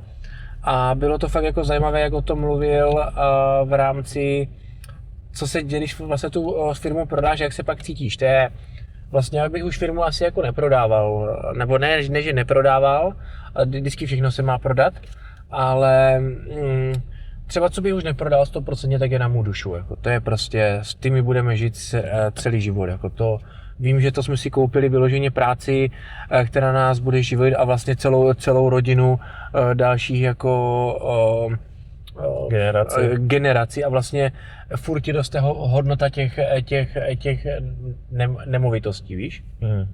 Jo? To je strašně důležité jako zmínit tohle. Takže nic, prázdno. Přesně. Ono to vlastně, vždycky, když se nějaké dveře někde zavřou, tak se vždycky někde otevřou. Tebe se to otevřelo docela rychle. Jako pomalu, kdyby si věděl, že něco. Jo, tak člověk tak hned potom. Jako první jsem si myslel, že nebudu, že budu doma a to jako, víš, jako. A pak člověk si vlastně nic nedělat, je ještě větší nuda než. Je strašně důležité mít v životě smysl. Jo, že neskončit u toho, i když vlastně třeba někteří takového vyloženě ražení není, a nemusí to samozřejmě, třeba jsem se setkal s tím, že já jsem třeba ambiciozní a jsou jako progresivní v těch věcech, víš, a někteří lidi o to vůbec nestojí. Ale vlastně není to špatně, když o to nestojíš. Že každý si prostě dělá to, co by chtěl, nebo jede. Ale jsou vždycky určitě některé menší nuance, které bys měl fakt v životě vždycky změnit, protože ty si nějak zajedeš do nějakých kolejí a vždycky v vozovkách ta produktivita nebo ta správnost malinko klesá, jo. Nebo tak to mám minimálně já, jo. A myslím, že to tak bude mít určitě i většina. Ale zase samozřejmě, pokud já jsem v vozovkách střelec, tak nemůže být každý střelec. To bychom právě, všichni bychom nemohli být podnikatel, někdo. Jo, tak někdo musí dělat, že? Musí dělat. Ale to není tak, jako že dělat, jo, přesně. ale jako, kdybych něčím třeba, vím, že třeba nechci podnikat, tak bych chtěl být něčím specialista. V čem například, kdybys nepodnikal? Tak bych byl specialista, abych mohl podnikat. Podnikání ti určitě jde dobře. My jsme se teďka bavili s kámošem, vlastně ten říkal, že by strašně rád dělal se dřevem. Pak je to hezké práce. Třeba železo taky je super, ale to už máš těžší, to máš jako, že máš tvrdý materiál, to dřevo je měkčí, že? S tím se dobře dělá. Takže takto. Takže vždycky na YouTube si zapneš jako videjko, jak někdo 5 hodin dělá z nějakého dřeva, potom ten stůl finálně usedneš u toho. Ale to jsou dobré jako videa, Jsou, jako, že se jako díváš na to a takový sklidňující. Prostě díváš se, jak z něčeho vzniká něco. Hustý. Tak si pojďme ukázat Ola. Jo? Let's go. Tak pojďme našim divákům ukázat, kde dnes Ola vzniká. Přesně, pojďte se podívat. Víte, co je tady zásadní na tomto? My jsme byli v docela velkých kancelářích a řešili jsme, nebo v open spaceu, a řešili jsme, že hledáme něco takový, ty jsi říkal, že to používáte i vy, kutloch. Víš, jako takové místo, kde vlastně budeš doma, ale zároveň máš takovou tu garáž, s kam vytváříš ty nápady. Jo. Takže jsme koupili teďka nedávno byt, který jsme v vozovkách předělali na kancelář. Zásadním asi faktorem bylo hledání někdo, kde jde světla a seš v centru. Protože my jsme de facto na té hlavní cestě tady máš vlastně u Mekáče ve Zlíně, naproti Staré knihovně, v parku vlastně. Tady máš přes léto vyloženě celý park, zároveň i tvoje kancelář. To je na tom super. Takže jsme vzali nějaký větší 3pokojový byt, který má nějakých 100 metrů a máme to rozdělené na 3 místnosti, plus samozřejmě jídelnu nebo jako kuchyň. A tak to tady tak nějak bačujeme, jak my říkáme. Bačujeme, no. To je skvělý slovo. Jo, tak kterou místností začneme? Tak třeba dám třeba příklad tady. Jo? Tady máme zasedačku udělanou. Na co jsem třeba hrdý, že jsme používali nábytek z IKEA. Víš, že to je takový jako, já mám rád takový ten studentský vibe, že jsme taky měli první desky vlastně v kanclu, taky z IKEA jsme kupovali. Obklopovat se mladýma lidma, anebo přemýšlet jako mladý je strašně důležitý, protože se držíš jako vlastně fresh. Ty říkáš, kdyby ti bylo 50 let, jako to je takový jako výroky. To jo, ale ne, tak protože ono se nezdá, když teďka jsem se, to je možná jenom, že se mi tak zdálo, ale když jsem se pál na nějaké video, kde byl fotbalový mančáv a ukazovali lidi, kteří mají 18 a kteří mají 35, tak vlastně ukazovali jako už takové, že tam pouštěli tu historickou hudbu. A fakt jsem si říkal, když jsem toho člověka viděl na té fotce, říkám, tak ten má tak 40, to je 35 jak já, ty vole. Takže ale ono, točíš v tom podnikání, i když to možná zní jako takové klišé, potřeba ty mladé, ty v vozovkách neskušené, ale v vozovkách potřebuješ nastavovat tu jejich atmosféru, to je strašně důležité, protože oni přemýšlí úplně jinak. Jo? I v rámci užívání AI, nebo používání mobilů, nebo dělání reklam, naprosto úplně všeho. Jako, jo? Oni rozbíjí ten stereotyp, že my se v něčem naučíme fungovat, jo? A pak je to úplně nějak jinak. Jo? Může potom jsou nějaký srdíčka namalovaní, nějaký... To tady mají děcka, ale co je základní? To jsou úplně ty nejmladší. Poršák, Poršáky ten je tady. všude. Jo? Poršák. To mají děcka, jak když si sem vlastně jako přijdou pohrát, když jsme vlastně pracovali na obalech nových, tak tam máme tady rozdělené. Tady máte vitaminy. Super. Pojďme, když už tady máme ty vitaminy, pojď možná přiblížit pro diváky, kteří třeba neví, co to je za biznis, jak funguje, tak jak funguje, na čem se vydělává, co to obnáší, máme tady nějaký pilule, tak se nám to přiblížíš. Vlastně cílem Ola je zjednodušovat cestu dlouhověkosti, takže teďka sice začínáme, nebo prodáváme suplementama, protože jsou to první věci, které my fakt můžeme začít. A k tomu máme vlastně přidružený ten hotel To na mou dušu, kde vlastně jezdíš do přírody si odpočinout. Ale u těch suplementů vlastně teďka prodáváme core toho, co bys měl používat, pokud chceš v uvozovkách udělat maximum pro své zdraví. Není to ta úplně prioritní věc, co bys měl dělat, že prvně pohyb, strava, spánek, hlavně spánek, který je zásadnější věc, pak budeš být mentálně spokojený a pak má v uvozovkách řešit něco jiného. A tady tyhle vlastně se snažíme se tím nabídnout takovou tu škálu pro ty lidi, kteří než nesportují, ale nepotřebují úplně jako dělat takový ten high-tech té suplementace. Protože já jsem jezdím na kole a když pojedu já teďka, dřív to bylo tak, že jel jsem na kolo, vzal jsem si s sebou 3 gely, plno jídla a teďka prostě jdu na pohodu. Vím, že to zajedu možná skoro stejně rychle, jedu to bez toho gelu, vím, že mám dobrou základní suplementaci, vím, že mám ten core, dobré jídlo, užívám si to a vlastně nepotřebuju úplně se jako přeťávávat hovadinama. Takže já třeba osobně jím psyllium a to je vlastně na pročištění nebo prostě, aby ti dobře fungovaly střeva. To je takový asi zásadní věc, abych nebyl zbytečně nafouklej. Potom mám Ola Noc, to máme ten náš signature produkt, který máme na spánek. Prostě ze spánku jde naprosto všechno. Nemá smysl řešit, jestli máš takovou a makovou imunitu a brát něco na imunitu, pokud nejsi vyspanej, tak tu imunitu mít silnou nebudeš. Takže spánek, řešte spánek. Takže můžete brát hořčík, cokoliv. Máme vlastně ten náš drink, že si to uděláš buď na studené nebo na teplou formou, jenom že si to zamícháš s vodou a vlastně máš takový, já nevím, bych to přirovnal, vytvoří si z toho takovou šťávu. Jo? Takže to máme na spánek, nebo co já používám a potom používám ještě potom hořčík na takový ten na mozek, jako na výkon. Jako, jo. Takže biznesově prodáváte suplementy, obnáší to vyrobit ty suplementy, nějaké reklamy, propagace. My to děláme už moderním stylem vytvoření e-commerce projektu, protože v dnešní době, pokud chceš uspět na internetu, nemůžeš být jenom prodejce. Proto máme vlastně zároveň i ten hotel, ale co k tomu je důležité, tak vlastně my už teďka nabízíme poradnu v rámci toho, co si máš třeba koupit. Máš tam digitální dotazník, který vyplníš a to ti ukáže, co bys si měl koupit a tím už začínáš vytvářet detailní nebo začínáš vytvářet tu službu, protože ty na to vlastně teďka budeme spouštět subscription a ty už si můžeš vlastně objednávat zboží, které ti jako bude, které vlastně pravidelně bereš a už na to nemusíš myslet. Potom máme samozřejmě do budoucna vizi toho, že to chceme propojit samozřejmě s výsledkama nějaký, v rámci krve a další DNA a tady těch, jaké máš vlastně predispozice, anebo co ti vlastně chybí. Ale osobně si myslím, že ta doba versus využití toho výsledku je docela složitý, protože aktuálně nebudeš mít vyloženě upravenou tu suplementaci. Reálně si myslím, že to je hodně ve vývinu, ale celkově ta doba bude fakt rychlá, takže v horizontu 2 let se to užívání u těch pokročilejších lidí hodně změní. Protože aktuálně mnoho lidí ještě ani suplementy nebere, nebo víc jak 60% lidí v Česku neřeší svůj životní styl, to je strašně vysoké číslo. Takže to jsou lidi, kteří teprve budou brát jenom suplementy. Ale naším cílem je vlastně ukázat takovou tu změnu toho užívání, že vlastně buď máš fitness shop, anebo lékárnu, jo? Ale nemáš nic mezi tím. A nemáš nic mezi tím. A to je cíl, co já chci, jo? Prostě pro podnikatele, zaměstnance, sportovce, pokud já třeba na sportu, teďka jsem minulý rok měl nebo v roce 2024 jsem měl snad měsíc kuse jsem byl jako ve sportovní aktivitě, jo? A teďka jsem měl trošičku míň, teďka z toho fakt bylo hodně, měl jsem nějakých si myslím, že 29 dní jenom, jo. Fakt to bylo hodně hodin, jo.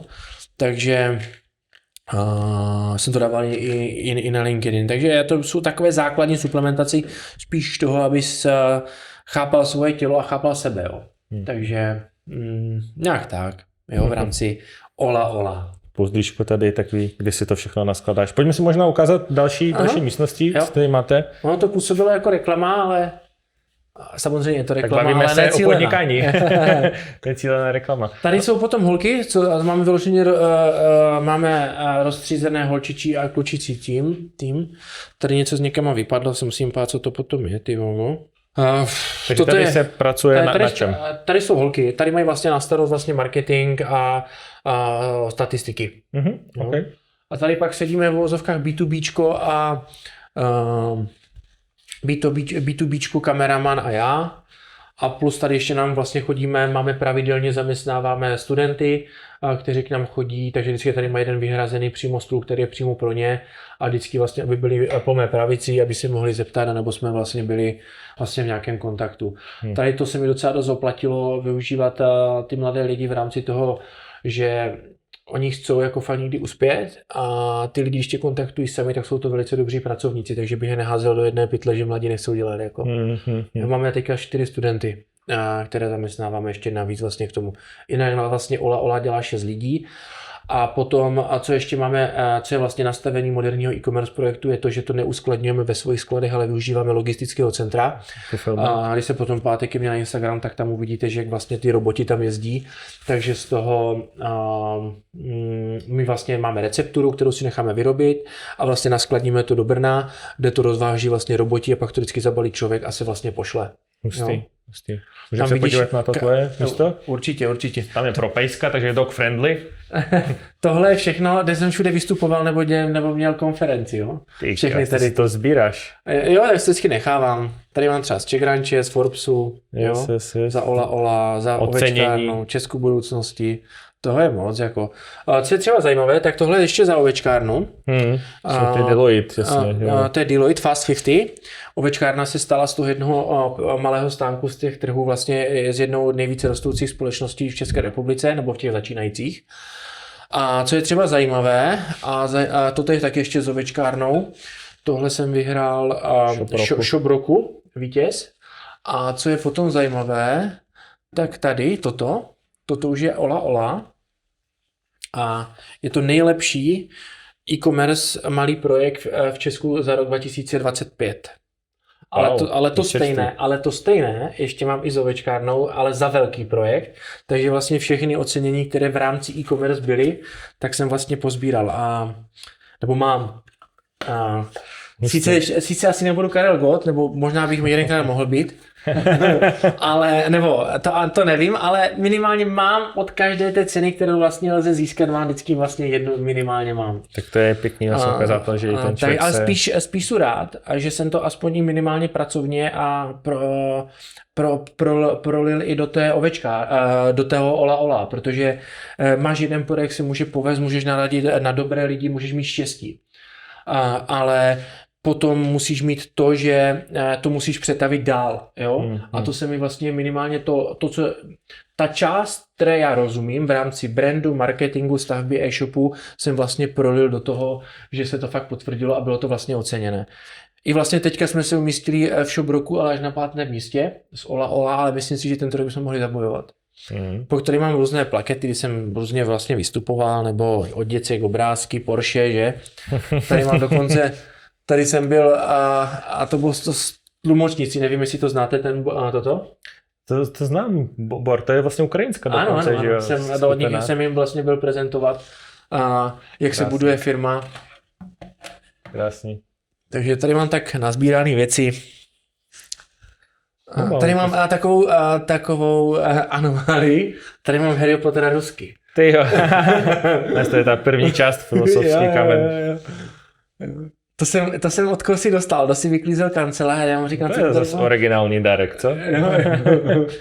A pak co tu samozřejmě nemůže chybět u nás na Moravě, je, když se podíváš, tak tady máme slivovicu.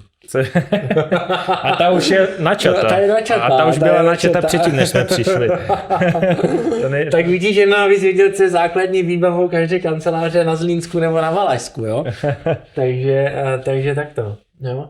Potom tady máme zajímavé obrazy, ale nepozor, jsou to plagáty, originálně zakoupené plagáty, ale není to originál obraz, ale to je od vlastně zlínského malíře, který je hodně známý a dělá tady ty obrazy a tohle tady jsme vlastně tady bývám, tak jsem to vlastně s tím koupil, tam jsme vlastně kluci byli, takže je to takový, mám rád takovou tu symboliku, protože si všimni, že mám doma namalovaný, vlastně jste byli i u mě v pracovně, tam mám originál namalovaný obraz z Zlína, který jsem si vlastně nechal namalovat podle fotky, kterou jsem si kdysi vlastně vyfotil. Takže Zlín je taková srdcovka v tomto. No a pojďme přiblížit možná trošku biznesové Ola. Kolik vlastně ty jsi jako nainvestoval peněz jako do začátku? Protože ty si prodal ovečkárnu, že a potom si použil čas. Dejme tomu, pokud chceš v dnešní době zprovoznit projekt, tak určitě potřebuješ jednotky milionů korun na to, abys to vlastně ani zprovoznil. Dá se to v dnešní době zase ještě udělat trošičku jinak, nemůžeš to udělat skrze AI, Shopify a vlastně logistických, vlastně Shopify to hodně nabízí, ale ty potom narazíš na to, že já jsem trošičku chtěl tou cestou, kterou už znám, takže jsem si ten systém spíš ne, že koupil vlastně, ale nechal jsem si první udělat design a vlastně tu značku jsme chtěli propracovat, aby jsme vlastně nebyli další e-shop jenom se suplementama, jo? Ale aby jsme měli vlastně nějaký přesah. Jo? Protože je to těžké v dnešní době uspět, takže počítej jednotky milionů potřebuješ určitě a pak plus ještě na sklad peníze a pak, co přichází další věc, je to, že potřebuješ peníze na marketing. V rámci suplementů, vždycky, když chceš podnikat, tak je důležité, abys byl vlastně naivní, protože jinak bys do toho nikdy nešel. Já jsem naivní byl a reálně trošičku mě to vytrestalo, ale v některých věcech se nám teďka zase zadařilo. Myslím si, že teďka budeme hodně cílit do firem v rámci suplementace zaměstnanců, kdy firmy by se bez tak měly starat, nebo vlastně to HR se hodně posouvá a vlastně firmy by tohle mohly těm zaměstnancům zajišťovat. Plus vlastně hodně se nám oplatilo dárky na Vánoce.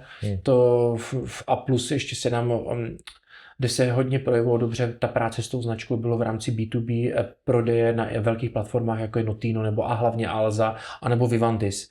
A tam my jsme utržili taky dost. a měli jsme tam vysoký nástup prodejů i za cenu toho, že jsme si u nich neplatili reklamu, ale to už bylo zmíněné tím, že oni nabízí dobré služby a ty jako malý e-shop nemůžeš nabízet takové služby jako oni. Jo. Takže tohle je strašně těžké, pokud chceš v dnešní době uspět jako e-commerce, pokud nejsi úplně nějaká extra speciálka. Jako. Takže takto no. A právě, že ta cesta jenom skrze B2C byla slepá, tam jsme to museli trošičku přeorganizovat a změnit a uvědomit si vlastně a trošičku si to lépe spočítat. To vlastně, jak jste říkal, ty s tím skladem. Jo, takže je to určitě víc jak 10 milionů to stálo a utržili jsme taky určitě pár jednotek nebo možná desítek milionů. Možná. No a je už ten projekt jako ziskový? Ne, vlastně? To ne. Jestli náš projekt bude ziskový, tak až tak po 2-3 letech. Takže to je vlastně nějaký jako plán, s čím ty jako do toho jdeš. Přesně. A je to furt třeba 80/20. Není to 90 nebo 99%. Jo? Že to nepodaří se třeba jako do těch 2-3 let otočit do zisku. A kolik jsou teď? Nějaké tržby? Bylo jednotky milionů, jsi zmínil? Tak, za minulý rok je to víc než 10 milionů. Jako, přes 10. Jo, za první rok, ale v mých číslech je to ne, že málo, samozřejmě se do toho dalo víc než 10 milionů, takže jsme spíš potřebovali přeorganizovat si, jak to bude fungovat, ale máme, co se nám třeba hodně daří teďka, tak hodně lidí nakupují znovu. A to je to, co ti vlastně prolevňuje celý marketing. Jo? Protože pro mě je strašně drahé nakoupit zákazníka, protože zákazníci i za cenu, když jsou nespokojení, tak tu firmu nechcou změnit, protože už to mají nějak zaběhlé. Proto je strašně z naší strany důležité dělat ty vylepšení a vytvářet tu platformu, což je vlastně ten subscription nebo ten signature produkt na ten spánek nebo na celý den na tu energii. Plus tam máme vlastně teďka ten dotazník, když nevíš, co si koupit, tak si náš namačkáš, co děláš, kolik sportuješ, jak se cítíš a dá ti to nějaké doporučení toho, co bys vlastně mohl dělat. A takhle se vlastně snažíme odlišit od toho standardního trhu, aby jsme nebyli jenom přeprodejcem vlastně. Tak já věřím, že po tomhle tom rozhovoru tady pár zákazníků určitě na Ola přibyde, aspoň to vyzkoušet, podívat se, co já si myslím, že nabízíme skvělé produkty a teď už je to spíš jenom nějaké filozofie, jestli člověk chce brát extrémně jako pokročilou suplementaci nebo základní. A co dostanou nějaký promokodík? Jsme se o tom bavili mimo kameru. Jo, tak určitě, takže teďka tady tak vyběhne kód a na ten kód vlastně, když dáte u nás do košíku, tak dostanete slevu 10%. Paráda, tak běžte to vyzkoušet. No a já se zeptám, bude z Ola miliardový biznis? Třeba dám příklad. Nebo je tam cíl aspoň? Já třeba dám příklad s těma chalupama. Jo? Ty chalupy byly jako extrémně drahé, to je fakt jako stovky milionů korun. Jo? A ty chalupy mají nějakou možnost, co můžou vydělat a je to, jak musíš nad tím biznisem přemýšlet, jak kdyby se pracoval s penězma v bance. Jo? Ty, když ty peníze dáš do banky, tak vlastně máš z nich 5% třeba, nebo 3%, jo? Jako na spořícím účtu. A teď ty pracuješ s tím, že máš nějakou návratnost té nemovitosti, takže ty se potřebuješ dostat na nějakých třeba 7-8% nebo nejlépe 10% ročně návratnost nebo jako zisk, abys měl vlastně to zhodnocení. Plus se ti samozřejmě zhodnocují ty nemovitosti a tam jsi mírně limitovaný tím, že ty vlastně neuděláš víc tu tržbu, než jaká je ta kapacita. Jo? Ale je to omezené a vlastně neuděláš víc, i kdyby se když to řeknu jako Zlínsky. Jo? A jediné, co můžeš, tak samozřejmě doplňkové služby, využívat vlastně oslavy a další tyhle věci. Pak je důležité zmínit to, že my zase úplně nechceme, aby tam lidi jezdili úplně, co bylo je první vlastně pít. Protože i když je to na Valašsku, tak já chci a v rámci té dlouhověkosti je pro nás důležité to, aby ten člověk první jako si tu dovolenou jel normálně užít s rodinou a prostě užil si ty krásy a to, že si někdy dá prostě pivo je úplně jedno, jo? Ale že to není tak, že tam jdeš vylit. Jo? To mě vadí, ani takhle tam nechci. Za prvé filozofie a druhá věc, že s takými lidmi se nedá mluvit a vlastně ti ničí ty chaty.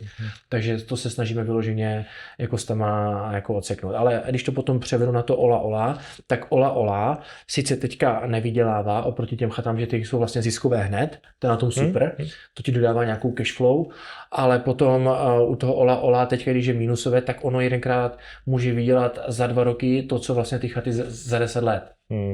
Jo? To je strašně velký. Hokejka jako, vlastně v tom. Ano, přesně. Jo. To vlastně tak bylo i jako v ovečkárně. Jo. Si vím, že já jsem vlastně v ovečkárně vydělával typgo 1 milion třeba za rok a pak z ničeho nic jsem vydělal 15, pak 25, 30, pak zase 50, jo, a už to prostě si vem, jo. A kdybys to hodnotil podle těch prvních 3 let, tak nevydělal z nic. Jo. Jasně. Ale tím, že jsem zůstal, věřil to, a že ono jako podnikat v ovečkárně taky nebylo jednoduché. Teď si vím, že každý to bere jako samozřejmost, že to je super produkt, prostě ovečky, však to vypadá super, ale jako předtím, když jsi řekl, že prodáváš papuče a deky, tak každý, no ty vole. Jo, jakože to je to, co jsme tím vytvořili, jako tou značkou, víš, jako to je, proto mám rád to práci s tou značkou, proto si vlastně hrajeme i s tím ola, s tou filozofií, s těma obalama. Když my jsme třeba dělali e-shop, tak vlastně pro mě bylo strašně důležité udělat ten e-shop skrze tu vizi a tu misi, protože dám příklad, objednáš si Shopify, to je asi nejjednodušší e-shopové řešení nebo ShopTet a ty už máš jasně dané, jak ta stránka vypadá. Ale my jsme první chtěli udělat tu službu a z toho, nebo ten obal a ten produkt a z toho obalu vlastně, nebo z té myšlenky tvořit ten e-shop, ten design vlastně, aby to bylo provázaný. Jo? Chápu. No a řekl si, na Modušu za prvé se ještě pojedem podívat, takže tam to víc proberem i do hloubky. Řekl si, že tenhle ten projekt je doživotně, ten nikdy neprodáš. Ten ne, to vím 100%, že ne. Ola. Tak samozřejmě... Záleží na nabídce. Záleží na nabídce. To teďka asi ještě není až úplně nabídka, teď je to spíš o tom, že možná jim nabereme nějakého investora, jo, nebo si to budeme celé dělat nějak sami. Ještě uvidíme, jo, jak se to celkově bude třeba dařit i v B2Bčku, to taky bude hodně jako důležité. Je tam více faktorů, které jsou na to vlastně napojené, jo. Obvykle já jezdím autama hostu, ale dneska jsme si to krásně prostřídali. Martin řekl, že nám ukáže pár driftů, tak jsem zvědav, snad dopadnem dobře. Si navypnu ten start stop, jak nás to neto. Nicméně, co říkáš na auto zatím? Ty Vago, a zaprvé mě překvapilo to, že jak jsou zvyklí z Porsche, že musím zvedat předek a docela silný volant. To vlastně jsme v tom komfortu, že jo? Máme to všechno, potom si to víš tak nasetapujeme podle potřeby.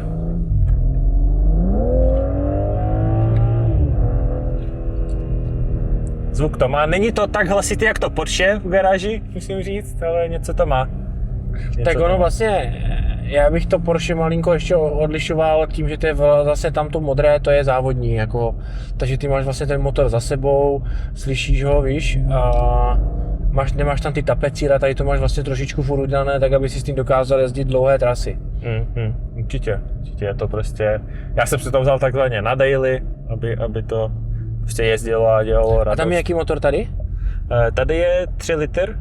Aha. S turbem nebo bez turba? S turbem. Jo, protože ještě... To je 2 turba. A protože ještě je důležité říct, že jako v našem, nebo v Porsche není, tím, že tam nemáš turbo, tak vlastně máš to klasickou tu atmosféru, tak se to chová jinak, víš, ten motor. Já jsem teďka zvyklý vlastně z Porsche ty auta vytáčet. Já jsem si tehdy půjčil od mého kámoše Jardy Kulhavého, vlastně tehdy jsme jeli pro to Porsche, jsem si půjčil jeho Audi RS8 a ta je vlastně atmosféra, ta nemá turbo a to je normálně, to třeba svěl 3000 otáček, to auto bylo zdechlé. Ty to musíš třeba vytočit na 6000 otáček a vlastně pak to auto jede. Vlastně začíná jezdit. Porsche třeba v 8000 otáček v Porsche je nic jako. Jo, a tady už je to strop. Jo, jakože to je, že to jde vlastně jak motorka. Určitě jsou to tím rozdíly. Nice. Paráda. Pojďme tady trošičku možná otevřít i téma peněz jako takový, protože je to tabu, moc se o tom vlastně nemluví, nebo moc lidí o tom nechtějí mluvit, kdyby to bylo něčím zakázané. Ale pojďme to otevřít možná otázkou, co jsi vlastně ty koupil za odměnu, jestli vůbec něco po prodeji vlastně firmy, po tom, co jsi dostal k tomu vysněnému balíku, nebo nevysněnému, vydřenému spíše. Koupil jsem si auto, jo, tedy vlastně úplně první, co auto jsem si koupil jako fakt pořádné, tak byla X7. A v tom sportovním paketu. To mě potom přestalo bavit, tak jsem si koupil tu RS6 a potom jsem si koupil to Porsche jsem měl a mezi tím ještě Multivan. A to Porsche mám vlastně, to Porsche je taky finální výsledek asi toho prodeje si myslím. Jo? Ty 2 Porsche vlastně. No a jak vlastně ty nyní jako přistupuješ k penězům? Ztratil jsi nevím, jako takzvaně chuť na ně, když si dneska jako můžeš dovolit všechno v uvozovkách? Jako není to o tom dovolit všechno, furt máš takový ten syndrom sportovce, když prodáš firmu, tak samozřejmě něco zainvestuješ. Jak jsem říkal, byly věci, na kterých se fakt jako hodně vydělalo a věci, na kterých se jí hodně prodělalo. Takže já bych spíš řekl, že jsou furt tam, kde jsem byl, když se ty peníze dostal. Jo, ale spíš potom jenom přeměřuješ, že si máš peníze v uvozovkách v hotovosti, jako můžeš s nimi disponovat, anebo ne. Zase se odkážu na ostatní, když si poslechneš, tak ti řeknou, že peníze nejsou důležité. Mluvíš samozřejmě v tu chvíli, kdy už ty peníze máš nějakou jistotu, ale to právě, že když to převedu do toho, co to vlastně může znamenat, tak není důležité mít na účtě miliony, ale důležité mít vlastně rodinu, domov a vlastně třeba mít koupený ten svůj byt, jak jsem vlastně to popisoval předtím, a mít fakt vědět, že nemůžeš nic jako ztratit, víš? Jako ta jistota toho, že vlastně máš nějakou jistotu, je strašně důležitá. To je skvělá myšlenka. A já bych přes tu jistotu vlastně moc jako doporučil bych si udělat maximum pro to, abych měl jistotu, a přes tu jistotu nikdy nejít jako ju neutratit, nebo prostě si to o to nepřijít. Už nepodstupovat jako takový zbytečný riziko. Ale všechno, co je nad jistotu, tak může člověk rozehrát. Protože znám lidi, kteří vlastně všechno prodělali v 25, já vlastně ještě můžu všechno prodělat. Jo, peníze, si vím, že toho klučinu, toho druhého, co vlastně ty jsi tady měl, toho klučinu, toho Šmída, příjmením, Lubošmíd, tak ten vlastně měl kolegu, který taky prodal část firmy a vlastně teďka ty peníze v vozovkách než prostě prodělal, blbě investoval. Ale to se může stát komukoliv a je strašně super, že o tom mluvil, a nebojme se mluvit o neúspěchu, jo? Protože když já 3x nebo 5x špatně investuju, tak mě to nepoloží jak jednoho člověka, který vlastně, víš, a je důležité, že to fakt jako nastává, a vždycky, když někomu vyjde nějaký biznis, tak je to ne, že náhoda. Jsou to samozřejmě nějaké věci, které k tomu jako přispěly, ale ne, i když vlastně v té věci jsi dobrý, tak to neznamená, že 3x nebo 4x to s tebou můžeš uspět. Takových lidí je fakt jenom pár. Souhlas, určitě. A 100% jako i ty neúspěchy k tomu podnikání patří, proto jsou potom těch úspěšných uvozovkách podnikatelů menší procenta. A pojďme, protože to je taková jako kdyby otázka z dětství, jo? Tak představ si, že dostaneš 100 milionů a co s nima uděláš. Pojďme možná na to nějaký jako praktický pohled, už si naznačil, že část peněz by si měl alokovat do nějaké jako jistoty, ale jako nechci, aby ta otázka vyzněla, jak s ním jako správně naložit, ale jak třeba aspoň nad tím přemýšlet, že když se někdo třeba i z našich diváků dostane jako najednou k velkým penězům, tak jak možná udělat to co nejvíc správně, aby potom vlastně ve finále třeba od ty peníze nepřišel, nebo přišel jenom o tu část, kterou by chtěl přijít. Co mi říkali asi jako bohatší lidi ještě než já, nebo vlastně ty zkušení bych řekl, tak říkali: Martine, klid. Klidu, nestresuj, jo? Prostě nic nepospíchej. Nic jako kdyby nestalo. Nepospíchej, že? Prostě, nepospíchej. To je to důležité slovo, nepospíchej. Já jsem pospíchal. Nebo já jsem vždycky jak tryskomý, jo? Ale takže to je zajímavá myšlenka zpětně, bych na tu jejich radu více dal. A teďka bych, ale víš co, to je jak když ti děda říkal: uď se. Měl to na párku úplně, jako, jo. No.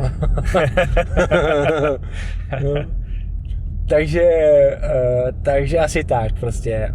Každý si to udělá ve finále bez tak, jak chce, jo, anebo jak to cítí v tu chvíli, jo. A nebo vlastně nechce slyšet tu pravdu a chce si to furt fakt udělat, jenom hledá to alibi, aby si to mohl udělat tak, jak si to chce udělat. A potom, co bych asi jako takto řekl, tak je důležité, že pokud jsi mladý a můžeš vlastně zariskovat, tak zariskuj. Fakt zariskuj, protože byla strašně dobrá také to bylo v nějaké časové ose, že do 30 let můžeš všechno klidně utratit. Jo? Sice já bych si furt udělal nějakou tu zálohu toho, abych měla fakt jako kde spát a prostě toto, ale fakt bych zariskoval, protože do těch 30 můžeš přijít do cokoliv, protože od 30 let dokážeš do 40 let vybudovat nový život. Jo? A založit rodinu. A potom vlastně od té 40 bys už měl vlastně fakt jako nějak zvolnit a měl by si spíš toho života užívat, anebo se věnovat té rodině a pak už vlastně v uvozovkách užívat si toho rentierství, jakože už máš tu rodinu odrostenou, máš kolem těch 60 a toto. Takže do 30 let fakt můžeš jako blbnout, jako, ale jako v pozitivním jako Jo? Slova smyslu. Protože i kdybys ty peníze v vozovkách špatně rozinvestoval nebo špatně podnikal, tak vlastně máš tu zkušenost. Proto vlastně, když někdo má furt nějaké v vozovkách podnikatelské nápady, sice mu to třeba nevychází, tak je to strašně super, protože ten člověk se tím strašně zdokonaluje a jedenkrát fakt narazí na tu žílu a viděl jsem to xkrát to tak bylo, že člověk chodil, furt ťápal zemákovicu každý jo a pak z ničeho se potkal za 5 let a byl úplně někde jinde. Jo? Super point, určitě souhlasím. No a když jsme u toho investování, tak logicky část peněz uděláš na nějakou jistotu. Koupíš si byt, něco se odložíš, necháš třeba v keši, v hotovosti. Potom další věc, že neuspěcháš to a postupně začínáš přemýšlet, co s těma penězma udělat. Tak buď spořák samozřejmě, což tam jakože reinflace, logicky. Určitě bych si nastavil, kdybych měl třeba toto, tak bych si nastavil, že z každé utracené koruny nebo jedenkrát měsíčně bych posílal něco aspoň na S&P. Víš, jako nebo něco takový styl, jako teďka zpětně. Ale je strašně důležité říct, že my jsme nebyli vychovaní v tom, že máme investovat. My jsme nevěděli ty zkušenosti, co teď mají ti mladí. Jako. Jo? Ty jsi prostě měl peníze buď na spořícím účtě, nebo v pokladnice, nebo na stavebním spoření, ty vogo, u lišky. Jo? Jo? Takže já mám teďka ty vogo nějakou hovadinu, že tam spořím ty vogo ve spořitelně, a posílám si tam litr měsíčně, jenom z toho důvodu, abych měl lepší nějaký spořící účet, jako běžný, na který můžu vybírat toto. A mě tam chodí měsíčně 1000, už tam mám pade, jo? Z ničeho nic, jo? Po roce a půl nebo nějak tak, jo? Prostě fajné, to jsou takové to, víš, jako... A investuješ i do akcí teď jako ve větším, nebo jenom tu spořitelnou? Já mám jako část velkých přealokovaných bancek, kde se mi o to starají.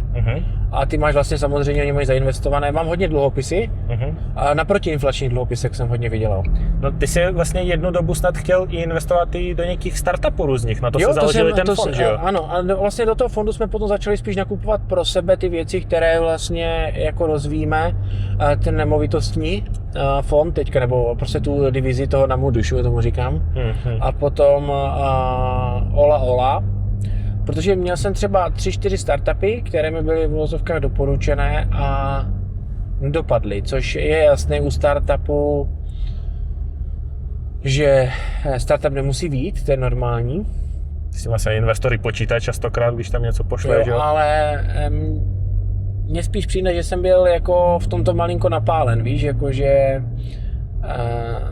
jsem byl spíš jako, že jsem podpořil firmu, která už vlastně třeba už de facto měla být správně mrtvá. Víš, jako... Že to byla jako poslední záchrana, pokus o záchranu. Jo. Jsem byl Kafka, se správně říká. A tak co, no. Čas jsem z toho dokonce ještě naštěstí vytřískal zpět, ale o něco jsem přišel, ale tak... A kolik jsi přišel, jestli to není tajný? Pár milionů, jestli 5 třeba, jo.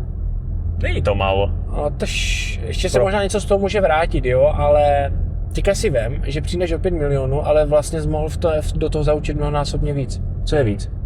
Zase to je to tvoje vlastně pozitivní přemýšlení, že jo? Jo.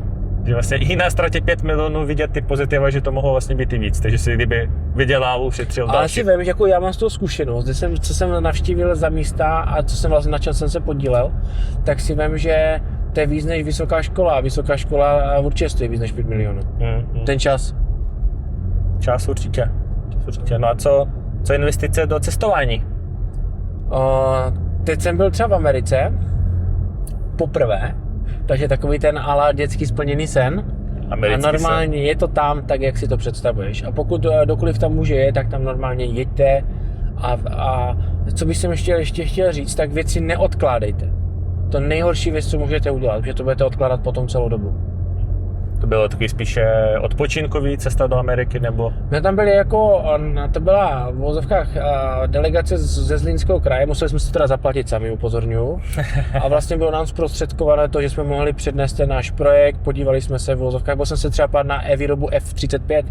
Takže delegace? Byla to delegace, byli jsme si pár na výrobu F-35, což jsem si sáhl i na satelit GPS vlastně, který je na vesmíru, jo, prostě byli jsme fakt jako na místě, kde bych se v životě nepodíval, plus jsem si to samozřejmě večer byl užít, podívat se s klukama, seznámil jsem se s mnoha podnikateli ze Zlínského kraje, třeba i z větších firm, plus jsem ještě rozjel si tam nějaký networking v rámci jako těch lidí, co jsem tam potkal. Je to je to strašně důležité potkávat lidi a cestovat, jako. Jo, aby zažil to a vlastně si uvědomil, kde žiješ, jak se tady máš, měl světový rozhled, protože to, co může být někde jinde, tak vlastně bude jedenkrát u nás, jo. V tomto mít jako, to je strašně důležité. Takže máme tady chaty za stovky milionů. Kteří to jsou? Kteří jsou tvoje? Tak celá ta lajna dozadu a pak tady, ta hlavní. 5, 6, 7? Kolik jsem jich napočítal? Nevím, jestli počítám 6. Já si to vždycky ještě pletu s jedným tam wellness a tam je menší a vždycky to počítám do toho, tak teď buď 6 nebo 7. Ne, dočasně to není tvoje, ale pak to odkoupíš taky, nebo jak to je s tím wellness? Jo, ne, tak je to taková naše, teď je to naše také hlavní miminko z Ola Ola. Jsou takové 2 firmy, kterým se teďka asi nejvíce věnujeme, nebo tady to je spíš jako více rodinné, to Ola Ola je spíš jako takové biznisové, nebo se posouvá do role toho, že to může být jako velký a tohle je, jak už jsme vlastně rozebírali, je to něčem jiném, je to vlastně, že tady jsme doma, víš, tady budeme jako vždycky doma, ta jedna chata je vyloženě celá naše, jako pro naši rodinu a jednu tam máme ještě pro hosty, takovou tu menší, takže z toho postupně děláme takový point toho, co vlastně náš kraj má a jak to dokážeme vlastně lidem ukázat dál, aby jsme vlastně dojeli a mohli jsme předat ty tradice dál. Je to i o nějakých udržování tradic, že to není jen o tom, že v vozovkách provozuješ ubytování, ale musí se samozřejmě o to starat, že jsou to dřevníci, musíš mít k tomu nějaký cit. Třeba teďka se natírali a že to dřevo pracuje, tak ty musíš správně co 5 let vlastně tu chalupu natřít, plus vlastně třeba ty šindele pravidelně ob 3 roky vlastně projít, podívat se, jestli nikde nejsou urvané, popřípadně přetřít, aby vlastně ta střecha neprotékala, takže k tomu je to zase takové trošičku něco jiného kolem toho. Paráda, tak než se podíváme na chaty, pojďme se podívat na kavárnu, co tady vzniká. Jo, a vlastně, když se potom podíváte, když se někdy pátek na profil nebo na luft, tak tady děláme vždycky na tom velkém parkovišti sraz. Teďka vidíte, že zrovna sezóna, dneska jsme to tak trefili, že vlastně vlek tady hnedka vedle toho jede, i ten vlastně nižší, takže je tady teďka hodně lidí. Jinak to tady bývá takové spíš volnější a máme v plánu vlastně tady udělat automobilový nebo kavárnu na víkendové výšky, víš, jako anebo pro cyklisty hodně, víš, už jsem tady vykládal o kole, anebo celkově takové jako nějak trošičku zvelebit tu gastronomii nebo to malinko posunout, si to tady nebudem vařit nebo dělat něco extra, ale budem tady spíš dobrou kávu, zákusek jako hlavní frgál, víš, jako ukázat to, co dalo to Valesko, tak vlastně do toho jako promítnout. Protože jsou apartmány, dole kavárna. Jo, ano. Tady zrovna v této chalupě. A tam ještě vlevo úplně, tam je potom zázemí pro praní a vlastně už ono se nezdá. Tady máš kapacitu 70 až 80 lidí. Když vlastně třeba teďka máš nájezd, vlastně teďka máš celý týden vybukovaný, protože jsou zrovna ty prázdniny, tak ty když vlastně tady máš někoho na 3 dny, třeba tuhle chatu tahle pro 16 lidí, tak vlastně když všetci odjedou, tak musíš 16 lůžek vlastně hnedka oprat a zase mít přichystaný dalších 16. A třeba ta vedlejší chata je pro tam ta na konci, to nejde teďka vidět, ta velká, to je snad pro 40 a vlastně když všech těch 40 odjede zároveň s tímto, tak potřebuješ vyprat hnedka 60, vlastně celých povlečení, včetně ručníků, včetně prostě radel a vlastně zase to mít hnedka připravené, takže tady vlastně zaměstnáváme dalších 5 lidí, kteří se o to vlastně jenom starají. Jenom perou. Jo, ale tak zase nic proti hotelu, že už jsme tady měli jednoho hosta s hotelem, ten je zase další jako kapitola sama o sobě, ale tady to je spíš o tom, že si spíš jako více hrajeme. Jo. Tak se pojďme vychutnat kafičko. Jo.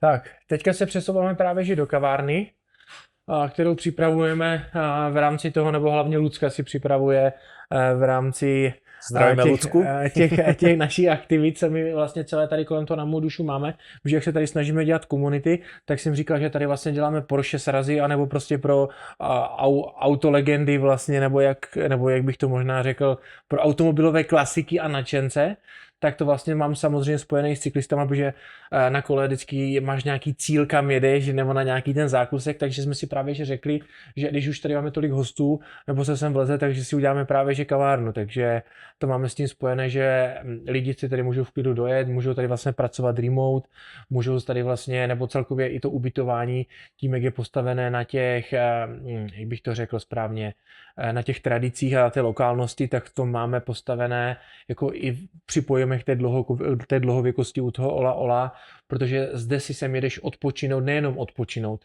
ale náš cíl je to, že když ty přijedeš od nás domů, tak by se měl zažít ty zážitky, jak třeba s tebou mě baví svět, jestli znáte tu pohádku. To je hlavně jako u nás tady v Česku taková známá, anebo prostě takovou tu tradiční, dřívější vlastně dovolenou, že si ji vlastně s dětma užiješ, pokud možno samozřejmě s co nejméně alkoholu. A tak si to tak prožíváš a užíváš si ten život vlastně. A tady se máš naučit mít rád ten život proto, abys mohl řešit vlastně ani nějaké longevity. To je ten základ. A u toho si a právě, že si Lucka si teďka začala hrát vlastně s kávou a snaží se to naučit, že Luci? Teďka se začínáme, ale... Ne, ono to vypadá jak promo, kdybychom si dělali. Tak jako přirozeně prostě zrovna se to děje a chystáme kavárnu. Jo, chystáme u toho kavárnu. Když se podíváte, tak samozřejmě La Marzocco nemusím vysvětlovat, jo.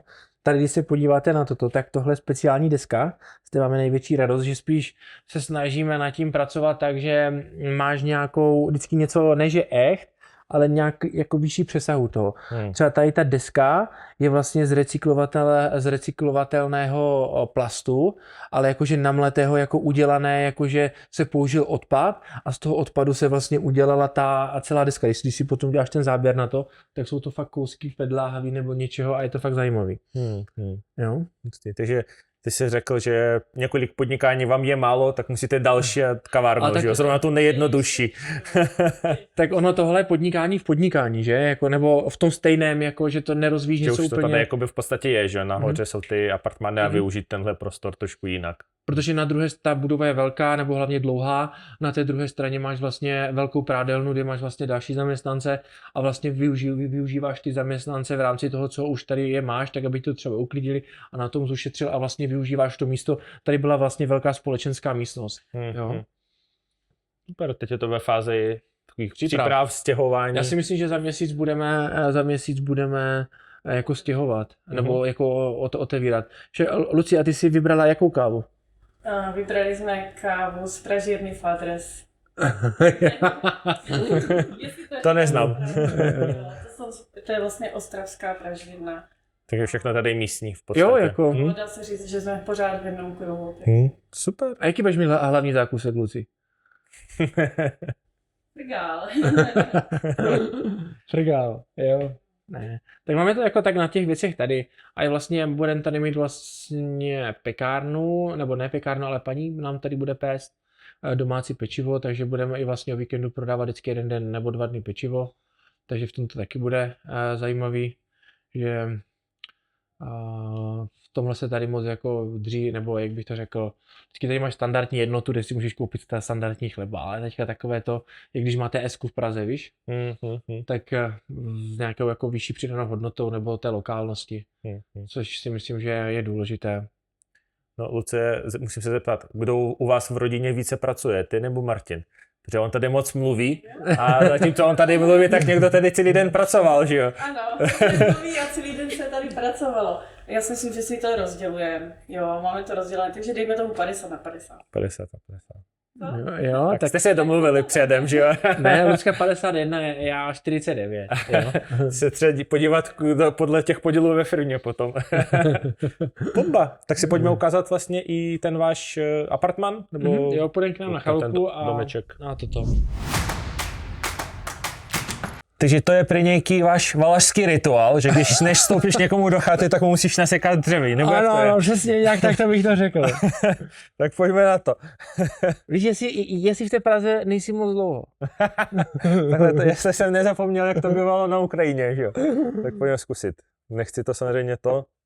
Tak když se to nepovede, nevadí. Jo. No dobré. Dobrý, hele. Teď se trefit znovu a... Přesně. Jedno máme. Tak teď nám Martin ukáže. Jo, já si beru velké sousto, jo? Ty, tak ten tady na Valašsku opravdu žije.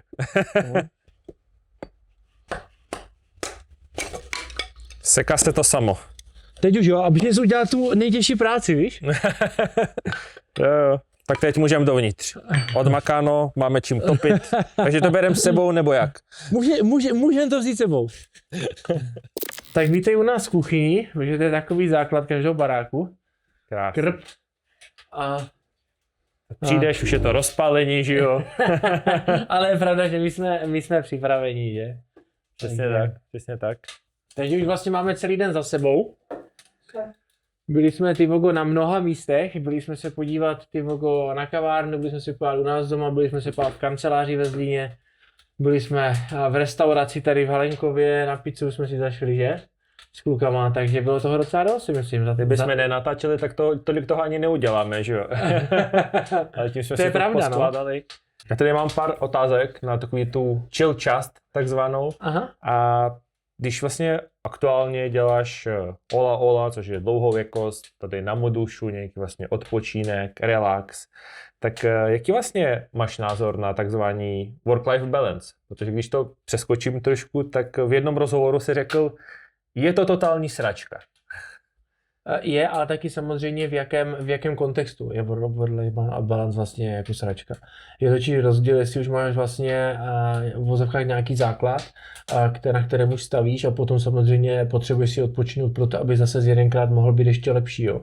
A nebo jestli jsi mladý a vlastně v vozovkách máš už nějaké problémy, jo, což si popravdě nemůže člověk jako v dnešní době ani moc jako dovolit. Jo. Takže jsem to spíš myslel i tak, abych to dobře upřesnil, díky, že se mě na to ptáš, že pokud jsi vlastně ve vývinu a vlastně chceš uspět a chceš cokoliv jakkoliv prorazit, tak si nemůžeš dovolit žádný work-life balance. Pokud děláš v vozovkách, už máš 45 let tak, a máš samozřejmě děti, tak potřebuješ se někdy zamyslet, aby vlastně strategicky dobře tu rodinu posunul, anebo se jí vlastně věnoval a k tomu je ten work-life balance vlastně. Tak toto já osobně vnímám a myslím si, že to tak bude vnímat většina jako dospělých a úspěšných lidí vlastně. A máš nějaký návod, jak si co nejlépe, nevím, dobít baterky, načerpat nějakou energii? Jo, tak já si myslím, že nám třeba my si teďka dobíjíme vlastně baterky tady tím chalupařením, anebo vlastně tady jezdím hodně na kole, jo, anebo s dětma teďka hodně, jo, ale taky jsme vlastně teďka na úkor toho, třeba zaměstnanci si od nás berou dovolenou, ale my vlastně si nemůžeme dovolit ani dovolenou. My vlastně buď jedeme sem, samozřejmě zde odpočíváme, někdo by ti řekl, já bych taky měl toho tolik, tak by neodpočíval. Ale vlastně si vím, že teďka Lucka, ty jsi ráno potkal, ona vlastně se měla, zrovna tady přijel pán namontovat pípu, tak vlastně tady s ním musela být.